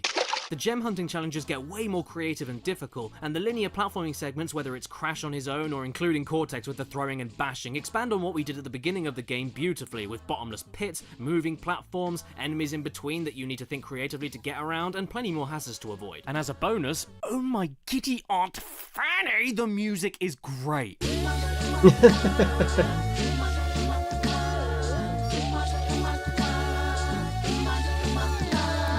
Yes, I should probably talk about the soundtrack, shouldn't I? If anything, it's the most memorable part of the game for many people who first played it recently or played it over and over again when it first came out. The soundtrack for the game was composed, arranged, and performed by the a cappella group Spiral Mouth. And what does a cappella mean? It means that everything you hear in the game's music was entirely performed by people's mouths. No instruments, all vocals. And knowing that, it makes the music some of the most entertaining, unique, and complexly woven in any video game, since the possibilities for audio effects and loops were endless. If they could make the sound with their mouth, they'd bloody well do it.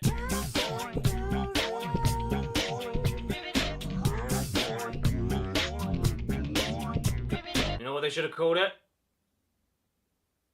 Aku Aku Pella. Unfortunately though, even though I love it to pieces, I can't say it's for everyone. It's an acquired taste to be sure, and in some of the more extreme tracks, you'll either listen to it like this, or think it just sounds like a load of gas. Okay, Mr. Mouth, thank you so much for coming in, and whenever you're ready, you can start laying the track down. Okay, thanks. That was brilliant. What? What you just did, perfect. I was just clearing my throat. Oh, sorry. Please continue. Okay.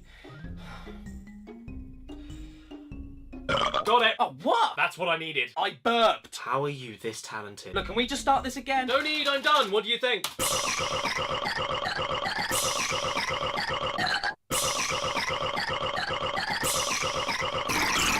This level even caps off with a decent early boss fight against Uka Uka, utilising more I think that was the Doom song that he just played. Around. Now this is what I'm talking about. I mean, I don't know why when you burn ice, the ice doesn't melt and just falls over, but I'm okay with it. What I'm not okay with, though, are these two Johnnies coming back into the game for the sake of 3 minutes where we effortlessly destroy all their minions and then figure out we need to head after them. But we need more power crystals to do that, leading to, well, this.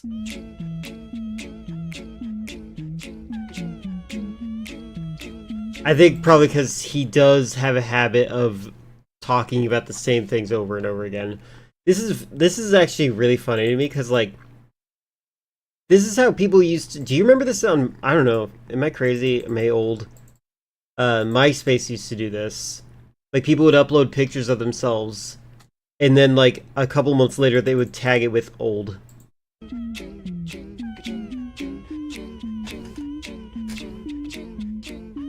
I think we know who missed breakfast because Crash is ready to eat. Oh, wait. Oh, okay. That's more like it. Phew. Well, I suppose in his head, if there's no hog to hump or bear to bonk, you just gotta ride the nearest scientist. That's fair. And this part of the game of snowboarding at high speeds downhill on Cortex's face is hella fun because of that. You get to do some acrobatics. There's a little chase segment here. There's Cortex some kisses his area goodbye. You try and try to grab this gem hiding inside some gears, but I swear to God, it's absolutely impossible. And you even stumble into an adult club that Cortex runs, eh? Are those real? And even worse, his mum works there. Mother? What's the rating on this game? 3+. Mummy, what's that on the telly? Oh, don't worry, darling. That's just Daddy's brothel. I also really didn't need to know that Dingodile has to use an outhouse, meaning that I'm now beginning to question if he has the PP of a dingo or a crocodile. Sorry, I'm getting distracted. Anyway, after the Cortex sledging, we head off to Engine's battleship to grab some more power crystals to power that dimensional rift device, and... Ah! Oof. Engine, are you okay? Have you got Ebola? And for some strange reason, this is the first part of the game so far that completely slows down and makes you feel like a pensioner with arthritis. Come on, Crash, wake up. Do you need me to get you a monster energy? Despite that weird issue, though, this is yet another tight and satisfying platforming segment for Crash as you dodge rockets and climb your way up to the top of the battleship where Engine is waiting for you. And where at the beginning of the game he was a little bit easy, even in his giant mech, I mean, he was only the first boss after all, now he's absolutely pathetic, spending most of the time firing rockets that don't ever come close to touching you, throwing TNT very slowly at you that blows up his own platform, and spending the rest of the time standing there like a cardboard cutout wondering what went wrong in his life. Suddenly Entropy and Brio come out! Okay. I mean, I'm not complaining, of course, classic Crash characters and all, and we even get to fight them. But I am complaining because this fight here is probably more pathetic than the Engine one we just had. Does Brio do anything else except bounce towards you even slower than Tiny Tiger in Crash 3? No. And does Tropy do anything more except hit random blocks of ice that you are never, ever, ever close to? Yeah, no. So it's nice to see them, of course, but ultimately it's a little bit shit. Time to move on and get that device powered up to stop the... evil twins, and then Coco appears out of absolutely nowhere and messes everything up. No, don't do that, Coke! Oh, that's just perfect. Now she's incapacitated again and the machine has been broken, meaning we have to go and get Cortex's niece of all people to help us fix it. Poor old Coco, she hasn't been dealt the best hand in this game, has she? I'm just gonna go over to her and see if she's okay. Oh yeah, that happened to me too. What is this? Hold on, actually this might be interesting. Nope.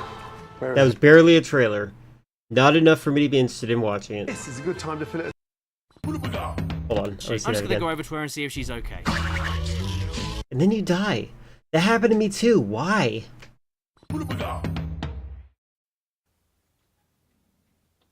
Oh, for pity's sake, not these clowns again. Look, if I wanted to play a game with birds in it that I don't like, I'll just play— Get out of my way! Because here we also get introduced to yet another gameplay style, even if it's a bit brief. We get to play as Cortex on his own. How about that? And he can run, jump, and use his ray gun for rapid fire, charge shots, and AoE jump shots. I mean, he does need to grab ammo to use the gun by running into ammo crates whilst he's stuck falling over and using his head, but it's still cool to play properly as Cortex in a game that's not Crash Bash. By the way, when he runs out of ammo, his running animation changes from determined to absolutely bricking it, and I think that is a fantastic detail. We cut to black, and all of a sudden we're at Nina's school, ready to whisk her away. Yeah, no cutscene or anything, no transition, we're just there all of a sudden. And oh no, it's just as slow as Engine's battleship. You know what? I didn't experience any slow-mo. I wonder if that's because I was using an emulator or because I was playing the PS2 version.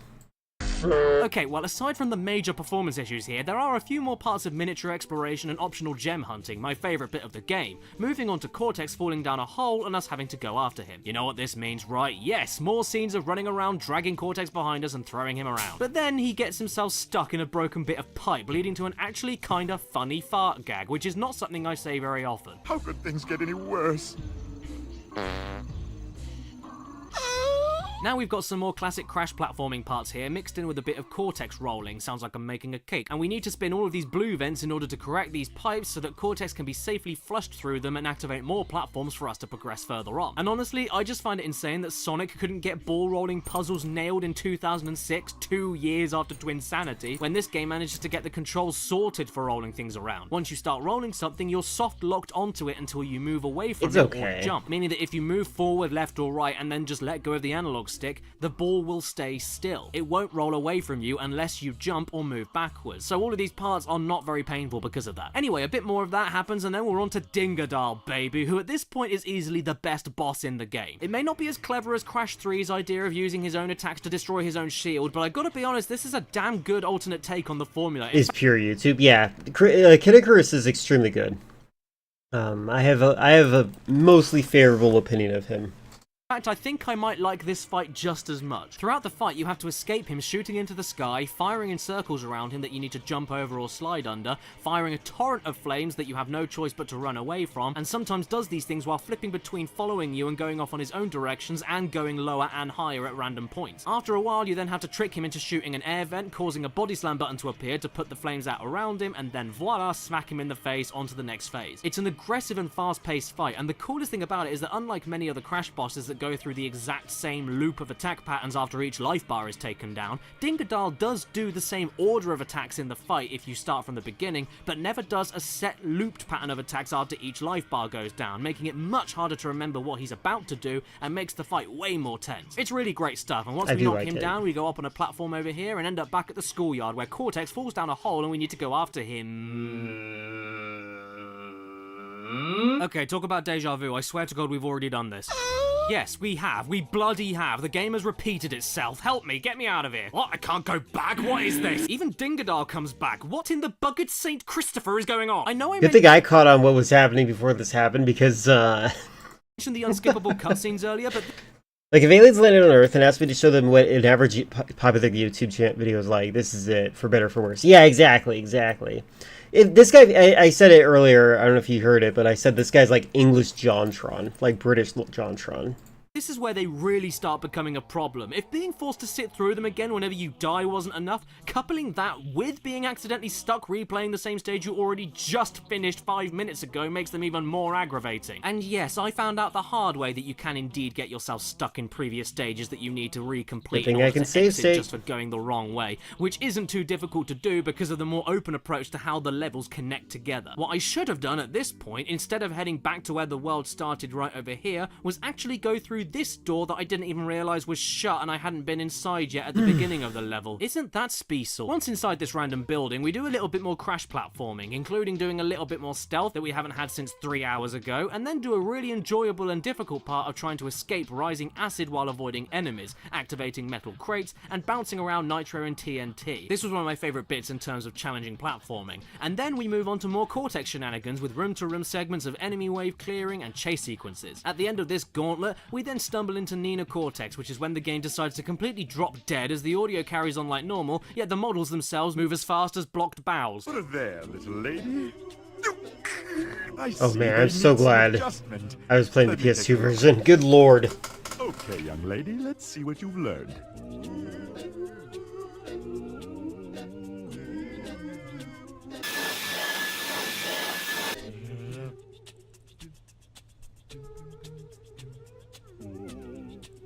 That's so bad. Do you want another gameplay style now? No way. Oh boy, eBay. Is this because I was visiting eBay, or whatever that auction thing was? You're really buying a car online on AutoTrader? Really? I'm never buying a car on AutoTrader.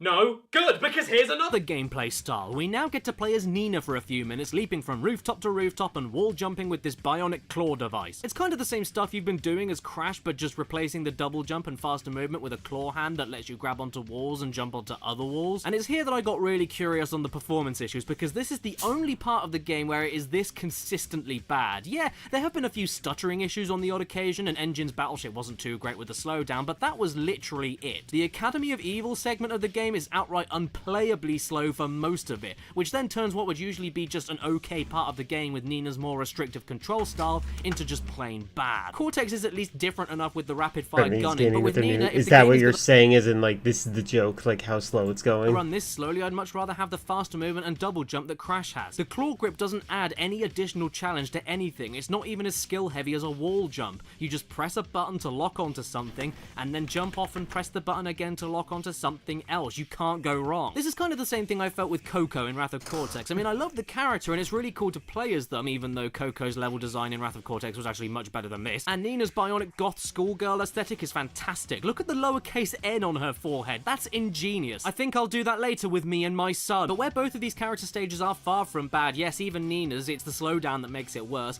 I'd rather just play as Crash at the end of the day. We get some Crash-style sequences at least, including a pretty entertaining chase scene involving running away from a school bus tied to a blimp, and even get a relatively fun boss fight with Cortex against the head of the school, Madame Amberley, where you have to quickly shoot down the organ valve she blows open without getting yourself stuck in between two open ones, and then need to shoot all the flying bells that come towards you before they hit you. I don't it's get an okay this. fight, I don't mind it. When it comes to the it's an okay fight, but like it's internet and did a little bit of sleuthing. He's kind of failing to kind of grasp the weird abstract nature of the plot, but maybe that's not what he's analyzing yet.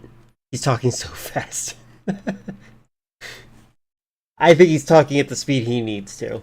Discovered that it's because I'm actually playing the Xbox version of the game on an Xbox 360, and it causes compatibility issues. Now you might be wondering, why did I do that? Why didn't I play another version of the game? Well, the answer is simple, because this is the closest way I can get to playing the game at 60 FPS as a PAL region person. And also, even if I wanted a choppier frame rate game overall, but less slowdown, and recorded from the PS2 version, it would look absolutely dreadful for this video through the composite cables. The game is also notoriously a bitch to emulate as well, and I couldn't get it running on any PC in my house, so there you go. None of the slowdown is the game's fault. I'm pretty sure, but it's still worth mentioning that if you want to play it yourself. More important matters are afoot though, because Cortex suddenly remembers where the evil twins came from. They were apparently his childhood pets that he accidentally transported to an alternate dimension. And that's it. You're the worst, so with Nina's help to fix the machine, let's get to that alternate dimension and track them down. But better watch out for Crash's evil twin who just appeared out of nowhere. Okay, my god, Twinsanity, I understand, I get it. You're supposed to be a little bit crazy and a bit, oh, I'm so random, you'll love me when you get to know me, I'm absolutely hilarious, but you need to slow down a little bit. The amount of new That's what bad Chris guys, is saying new about characters, you. new bosses, new one-off gameplay sequences, this is too much. Nothing has time to simmer. And out of everything that we've seen so far, why include the laziest and most boring possible stereotype you could have done this late into the game? I mean, look, fake Crash is in the other games, I get that, but first of all, he's so ridiculous and a bonus character that can't be taken seriously anyway, and secondly, he's based off of a Japanese bootleg toy Crash from the mid-90s, but Evil Crash, an evil twin brother of Crash that's part of the story and literally just called Evil Crash? I mean, come on, Yeah, guys. that's pretty messed up. Oh, now what? Who's at the door? Hello, Cutty. Oh no, it's my evil twin brother, Baddie. I hear you don't like the evil I like the editing here. It's cute. twin trope, so I'm here to fight you. No. Where did he go?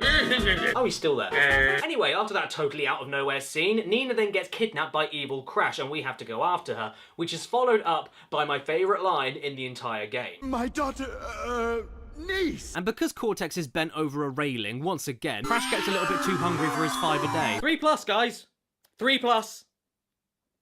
Toddlers in the UK are hardcore. Hooray, hooray, it's another sliding section. And compared to the last one, this one is actually pretty damn tricky. Not because you're chasing Evil Crash, he doesn't actually get in the way at all, but because of the absurd amount of explosives strewn around the place. It makes it engaging though, it's not a bad thing. And combined with the ludicrous speeds you reach, this is a gameplay section I really do enjoy. I wish that there were box gems to get or something so that I would have an extra reason. I really did enjoy the game, regardless of my thoughts of the this story. Maybe I'm a little bit too hard on it because of the Try a story. bit harder to aim where I'm going, but you know, whatever. Back on dry land, we then partake in another escorting chase mission with Evil Crash going after Cortex on another level to you, which is more of the same stuff as we had before, but with more trick switches that you need to leave alone, otherwise you'll kill Cortex, and more time sequences that you need to get right. I never thought I'd say escorting was fun, but there you go, this is pretty fun. After which, Cortex buggers off towards the other end of the island so we can— If Cortex can do that whenever he wants, then why is this game built around dragging Cortex behind you? I was asking the same It's thing. final stage time, boys. And oh man, do they knock it out of the park. Well, kind of. The platforming itself is good stuff. It's unfortunately just a little visually stale and metallic. You're given some more great Crash segments with even more bits and pieces added on from previous levels. You've got a few ball rolling puzzles to open doors where sliding them up raised platforms becomes compulsory, disappearing platforms not allowing you to dawdle anywhere, disappearing platforms mixed with moving electric fences, and in the main gimmick for the stage, Simon Says starred on and off platforms that get more complicated and trick you into paying attention to the order of the colours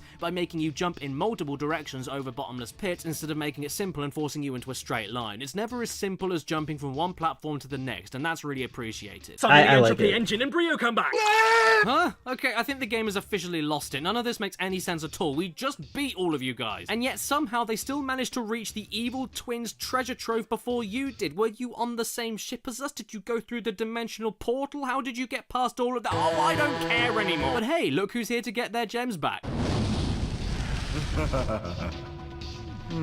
Oh, I have a great idea. Let's make a game together, it'll be brilliant. Off to the final boss we go, and my personal pick for the worst part of the whole damn game. What a way to end.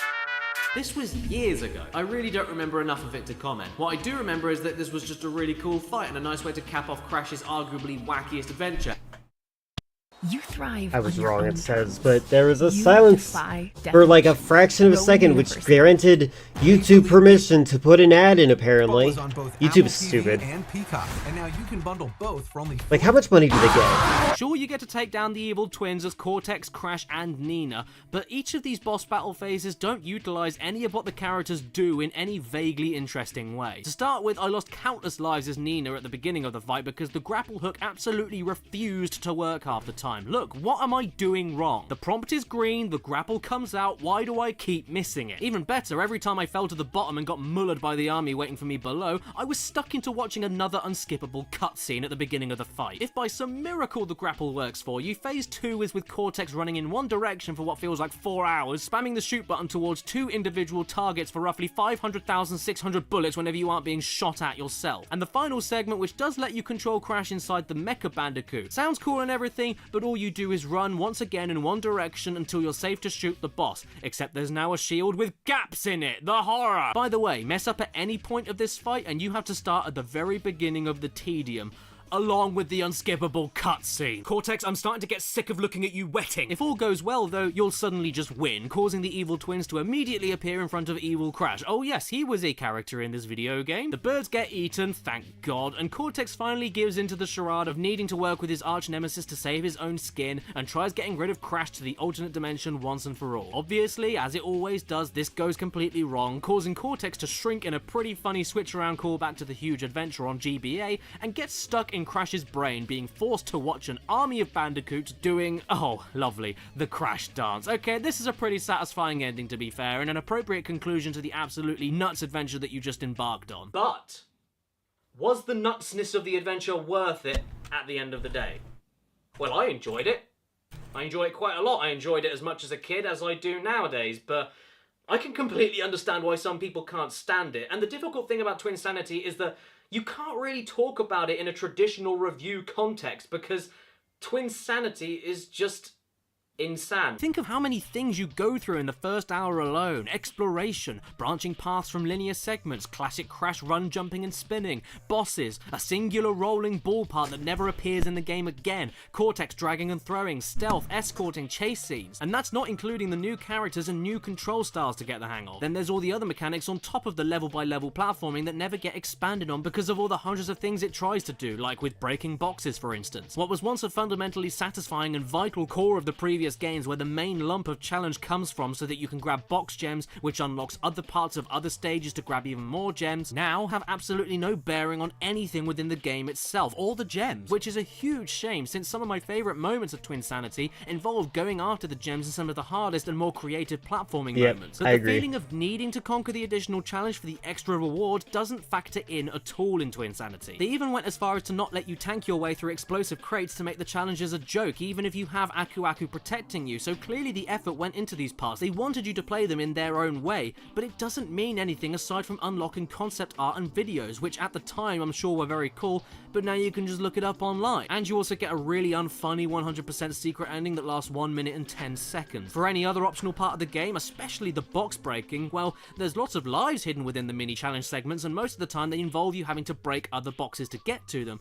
But most of the time the reward of the singular life isn't worth the risk, since getting that individual life will more often than not cause you to lose a life trying to get it. Combine that with the lack of a box gem and no reason for you to try hitting all the boxes in the first place, and there's just no point going after any boxes for anything. And so while you're busy checking in online for all the unlockables that you missed, you'll also discover that the reason Twinsanity feels so haphazard and rushed in most places is because it's actually partly an unfinished game. There are full-on levels, voice clips, animations, characters and codes still hidden in the game that you can discover online. And this makes me feel as though Vivendi Games and Sierra Entertainment, who published this game, wanted to get this out as soon as possible to cross-promote with Spyro A Hero's Tale, another game they were publishing, and make up for the losses that Wrath of Cortex left the companies with. A bit more time and focus with more consistent gameplay sections, more complex bosses, characters having reasons to exist, and less jumping all over the place with separate plot threads that make you totally forget that these two are supposed to be the main villains, and this could have been amazing. Okay, everything he said just there is everything I feel about this game. I considered, even though I personally still really enjoy Twinsanity for the hot mess that it is, especially more than Wrath of Cortex despite all the new directions and mechanics this game takes, as a Crash game in its entirety, it does feel lesser in so many places, even though it nails a lot of what it sets out to do. I mean, even for 2004, these visuals, man, the game looks outright terrific in so many places. They spared no expense here, and you can see where the general idea was heading in so many areas. There is completeness, but as a Crash game and how it makes you feel to actually play, there's so many cut corners and U-turns, not just in the narrative, but in the game as a whole. Bouncy crates don't show any Wumpa Fruit coming out and don't make any noises aside from the standard metal crate bounce noises. The The slide jump is absolutely pathetic since it isn't high, isn't long, locks you into a jump arc, and isn't useful at a single point in the game. If a surface isn't part of the environment, you will not get a shadow to show you where you'll land, especially annoying around any kind of I wasn't sure if that was an emulator thing or if it was actually a problem with the game. That is a problem with the game. Good lord. Tons of sound effects appear to be outright missing. Oh good, he's literally saying There's everything a I few death complain animations about. present, but most of the time when you lose a life, the game silently cuts to black before throwing you unceremoniously back at the checkpoint like you just changed the TV channel. Uka Uka as the spirit mask for Cortex and Nina is a lovely detail, but he has exactly the same noises as Aku Aku. Slide-only enemies appear a grand total of once in the whole game, and that's in the tutorial. And speaking of, there are constant tutorial boxes placed everywhere throughout the game, even towards the ending, taking any element of brief puzzle solving or obvious gratifying discovery out of the window. You also want to see the invincibility state for Aku Aku when you get 3 crates of him? Yes, this is it. No music or anything. And actually, you don't get any invincibility either, since explosives still harm you. Only enemies cannot harm you, so why not just have a hit point system? And how about the bosses? And no, I'm not talking about the evil twins again. As main antagonists for this game, they are some of the worst I've ever seen. They're not intimidating, not memorable, not funny. They're nothing characters, and all the bosses they're a part of are pretty bloody terrible. Why not just scrap them entirely and replace them with another character? Because there's constant teasing and cameos from the previous game's bosses that never amount to anything. Even when we did get to fight the few that were featured in the game, aside from Dingadar, the fights with them are all pretty terrible as well, because they were spending too much time focusing on everything else that was kind of mediocre. Why couldn't they just shift the focus on the good stuff that they already had and work on top of it? I think as a whole, Twinsanity executes the idea of a long, old Crash Bandicoot adventure pretty damn solidly, especially considering all the new control styles, and even given the new control styles, it all controls really well too, something that Wrath of Cortex really didn't seem to get. You just need to be okay with the fact that what made Crash Bandicoot as a series so satisfying and stand out in the first place has been a little bit replaced with like this comedic buddy cop adventure game, and yeah, I don't hate it, don't particularly love it either. I really, really enjoy the game actually, but Feels I like do exactly think what I it's a said little at the bit end. too scattered and lost in its own ambitions to be considered a true Crash Bandicoot classic.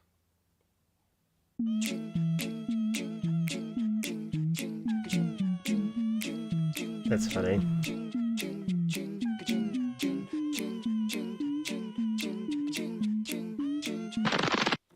Twinsanity and beyond!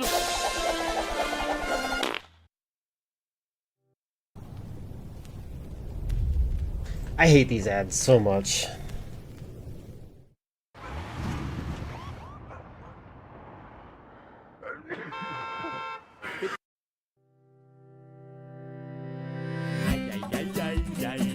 Outtakes? Actually, this sounds like a... Hold on a Hey moment. everybody, thank you so much for watching today's video. There will be outtakes I'll be at the end right of this back. video, so please stay tuned for I have to that. grab But first something. of all, I just want to thank you again for staying until the end of this video, because you see the time. I know I sound like a broken record at this point if you follow my social media, but do you see the time in the UK right now? 4:25 in the morning.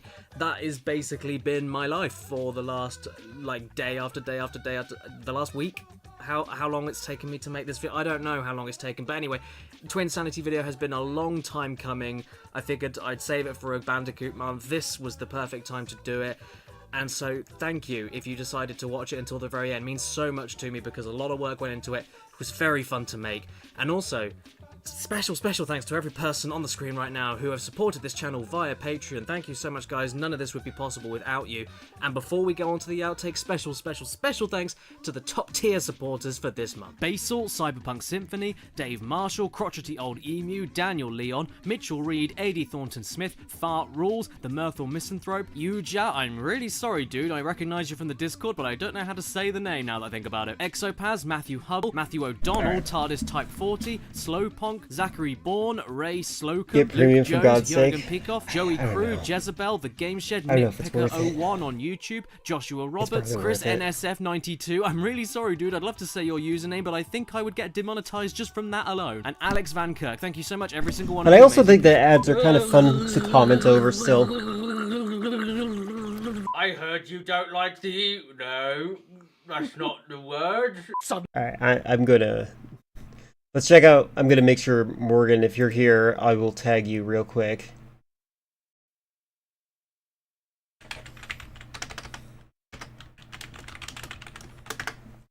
Alright. I don't think Morgan wanted me to start at the timestamp they put here, but we're gonna check.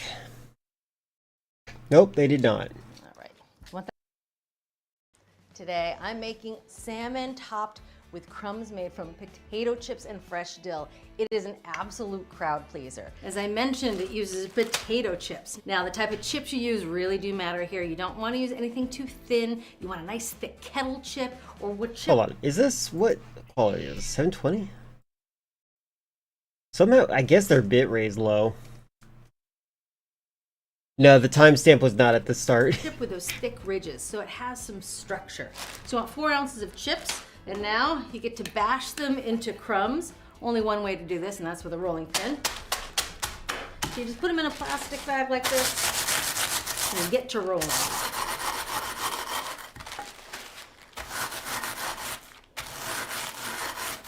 It's like the bottom of the bag, you know, that you tip up into your mouth. But it's the entire bag is that texture.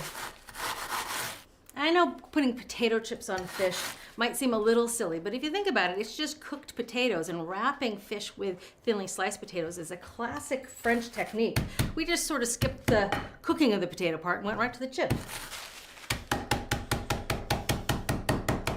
All right, you want them to be broken down into pretty even sizes, about the size I'm of gonna grape decrease the nuts. quality again. All right. Because my computer's a Now little bit just straining. Right into a big bowl they go. Actually, maybe it's Alright. not straining. This is uploaded at a weird rate. Like, the frame rate's choppy. Ah!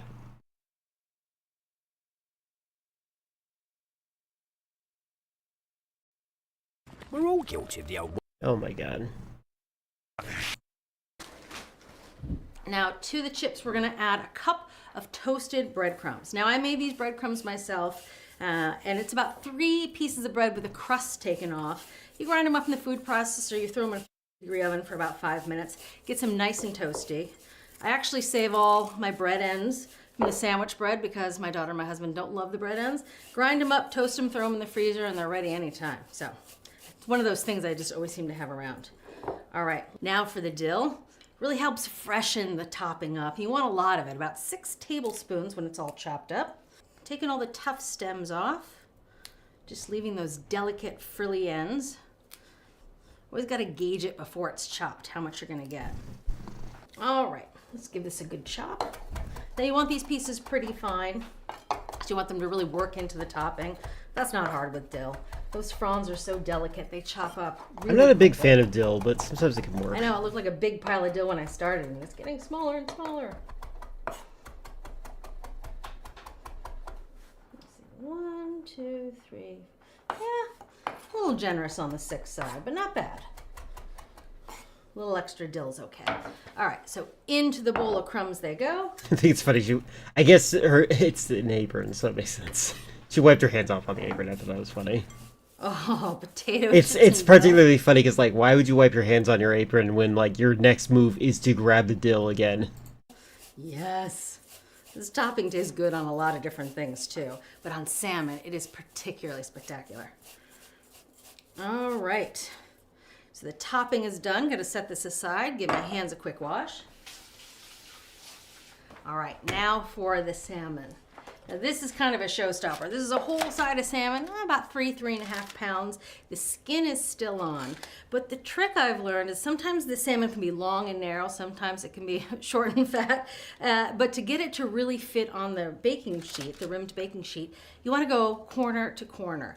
And this sling, you see that? It's a foil sling. That just makes it really easy to maneuver the salmon after it's cooked and it's on the more delicate side. So, onto the salmon, just a little bit of oil, about a teaspoon. I'm gonna brush that on nice and evenly. Make sure it gets nicely coated. Now we're gonna season the salmon with a good amount of salt and pepper. You can back off on the pepper if you're not a big fan of pepper, but man, I love it.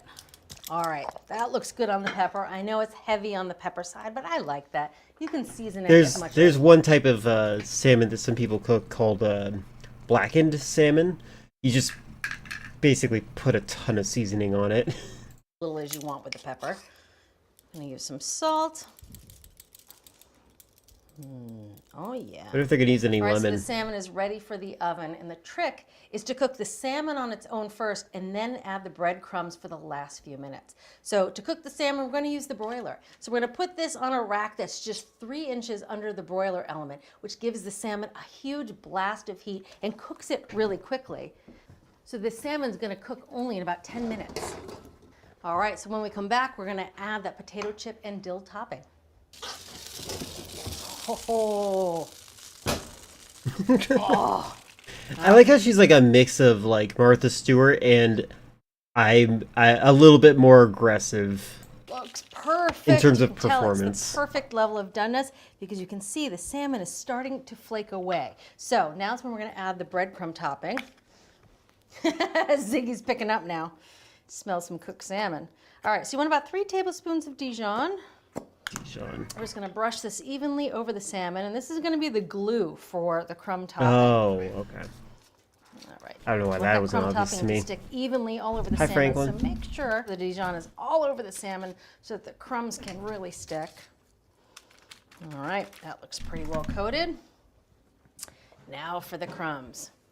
The best way to do this, I have found over the years, is just to use your hands to sprinkle them over the salmon and then press them on. All right, that looks pretty well coated. The last few right down the middle.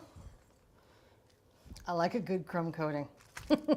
All right, so this salmon is going back into the oven just for a minute, and I'm not going to use that upper rack. I'm using a rack further down in the oven. That way the crumbs won't burn, but we're still using the broiler. So back in for just a minute. Oh, ho, ho, ho. Beautiful. You can see that nice halo of toasted crumbs on the top. Awesome. All right, so the trick of this recipe now is to get the salmon off the sheet pan onto a platter, but that's where that foil sling is going to come in real handy. And believe it or not, the foil doesn't get hot, stays pretty cool, it cools off pretty quickly. So using that, we can transfer the salmon right to the platter. Right, I'm going to spin it around so the thick side of the salmon is facing me. All right, so using an offset spatula, you want to, I like to tear off. I feel like they this is going to didn't- be sort of the landing It probably edge, would if be you good will. still. So you want to take an offset I spatula. feel like they just run it distracted too much from the underneath natural salmon that's loosen good. it from the foil. Some of the skin I found of the salmon sticks to the foil, which is actually kind of nice. So that if that happens, no love lost there. All right, so holding the salmon in place with an offset spatula, I'm just going to gently pull the foil out. I like to curl the foil up as I go, that way it doesn't make too big of a mess. You can see that salmon skin, a lot of it stuck to the back of the foil, which is lovely.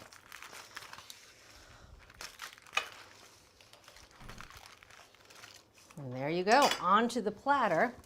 And I like the extra crumbs around. I think that just makes it look fun. Even them out a bit. New Pro Plan Advantage. Oh my God. 3-in-1 digestive support. Fuel for life. At least I know I have a cat now. There he is! Dad, what are you doing here? Mr. Big Time Capital One Bank Guy. My God, if anybody ever introduced me as the Capital One bank guy, I would just be like, please shut up before I kill you. And then, of course, some lemon wedges. Put it right on the platter. There's the lemon, but I guess you're just putting them in wedges. Just a fun Okay. way to serve salmon. Really casual with the potato chips, but really delicious. All right, so some lemons on the platter, zhuzhes things up a bit. Last but not least, a few sprigs of dill. I like putting the dill around not only because it's pretty, but it gives people a sense of what flavor they're in for. That's good. Yeah, that's good. All right, and that is it. Time Cool. to eat. Here's the orzo salad. All right, so to serve this, I cut it right on the platter. Because you want to preserve as much of those crumbs as you can. Here, we'll put Oh, this up front. Chris, I warned you. You're Using dead. An offset spatula. Oh. Did you hear that sound? That sound is Ziggy running down the stairs just in time for dinner. Hi, buddy. He's a big fan of salmon. Last but not least, a little white wine to go with the salmon. I have a nice Sancerre. So a Sancerre tastes great with salmon. Actually, it tastes great with everything. It's from the Sancerre region in the Loire Valley, and they're known for their Sauvignon Blanc, which is what this is. So when in doubt, if you're going to someone's house, bring a Sancerre. Let's get a little bit of salmon. You can see it's perfectly cooked. The crisp crumbs and that salmon with the pepper and the Dijon. And all I don't that really fresh like the dill. salmon she It is picked. I such feel like good she picked a combination of really flavors. pale salmon. It's weird. Thanks for watching. What'd you think? Leave a comment Maybe it's below the and let me lighting. know what you're excited to cook this week. It looks And while interesting. you're I at wouldn't it, mind hit that trying it. subscribe button. You can get today's recipes and more for free at our website, americastestkitchen.com/Julia@home. All right, cool. So my mother has decided that she doesn't want to be the one who mows the lawn, and I am burning daylight, so I think I have to hurry up and mow before it storms, because apparently it's storming out in the Michigan and Ohio area, and typically if it rains and storms really bad there, I usually deal with bad weather like a day later. So I think I'm going to raid out if I can. I actually don't know if I can. I don't see anyone. Oh, I'm going to see if there's anyone streaming. Let's see.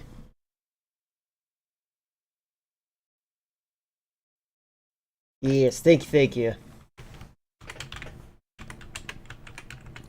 Oh, I don't have... Wait, do I have... No, I keep... Oh, I can't type in this browser. That's weird.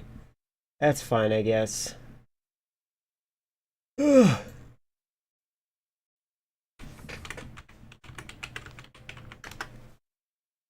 Alright, so... Oh no, volume is up. Go away. There we go. I typed it before. I muted before it became a problem. Let's see who's live. We have some people that I rated one time that I've never seen again.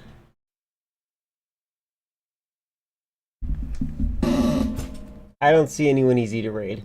So I'm just going to raid out to a fake person.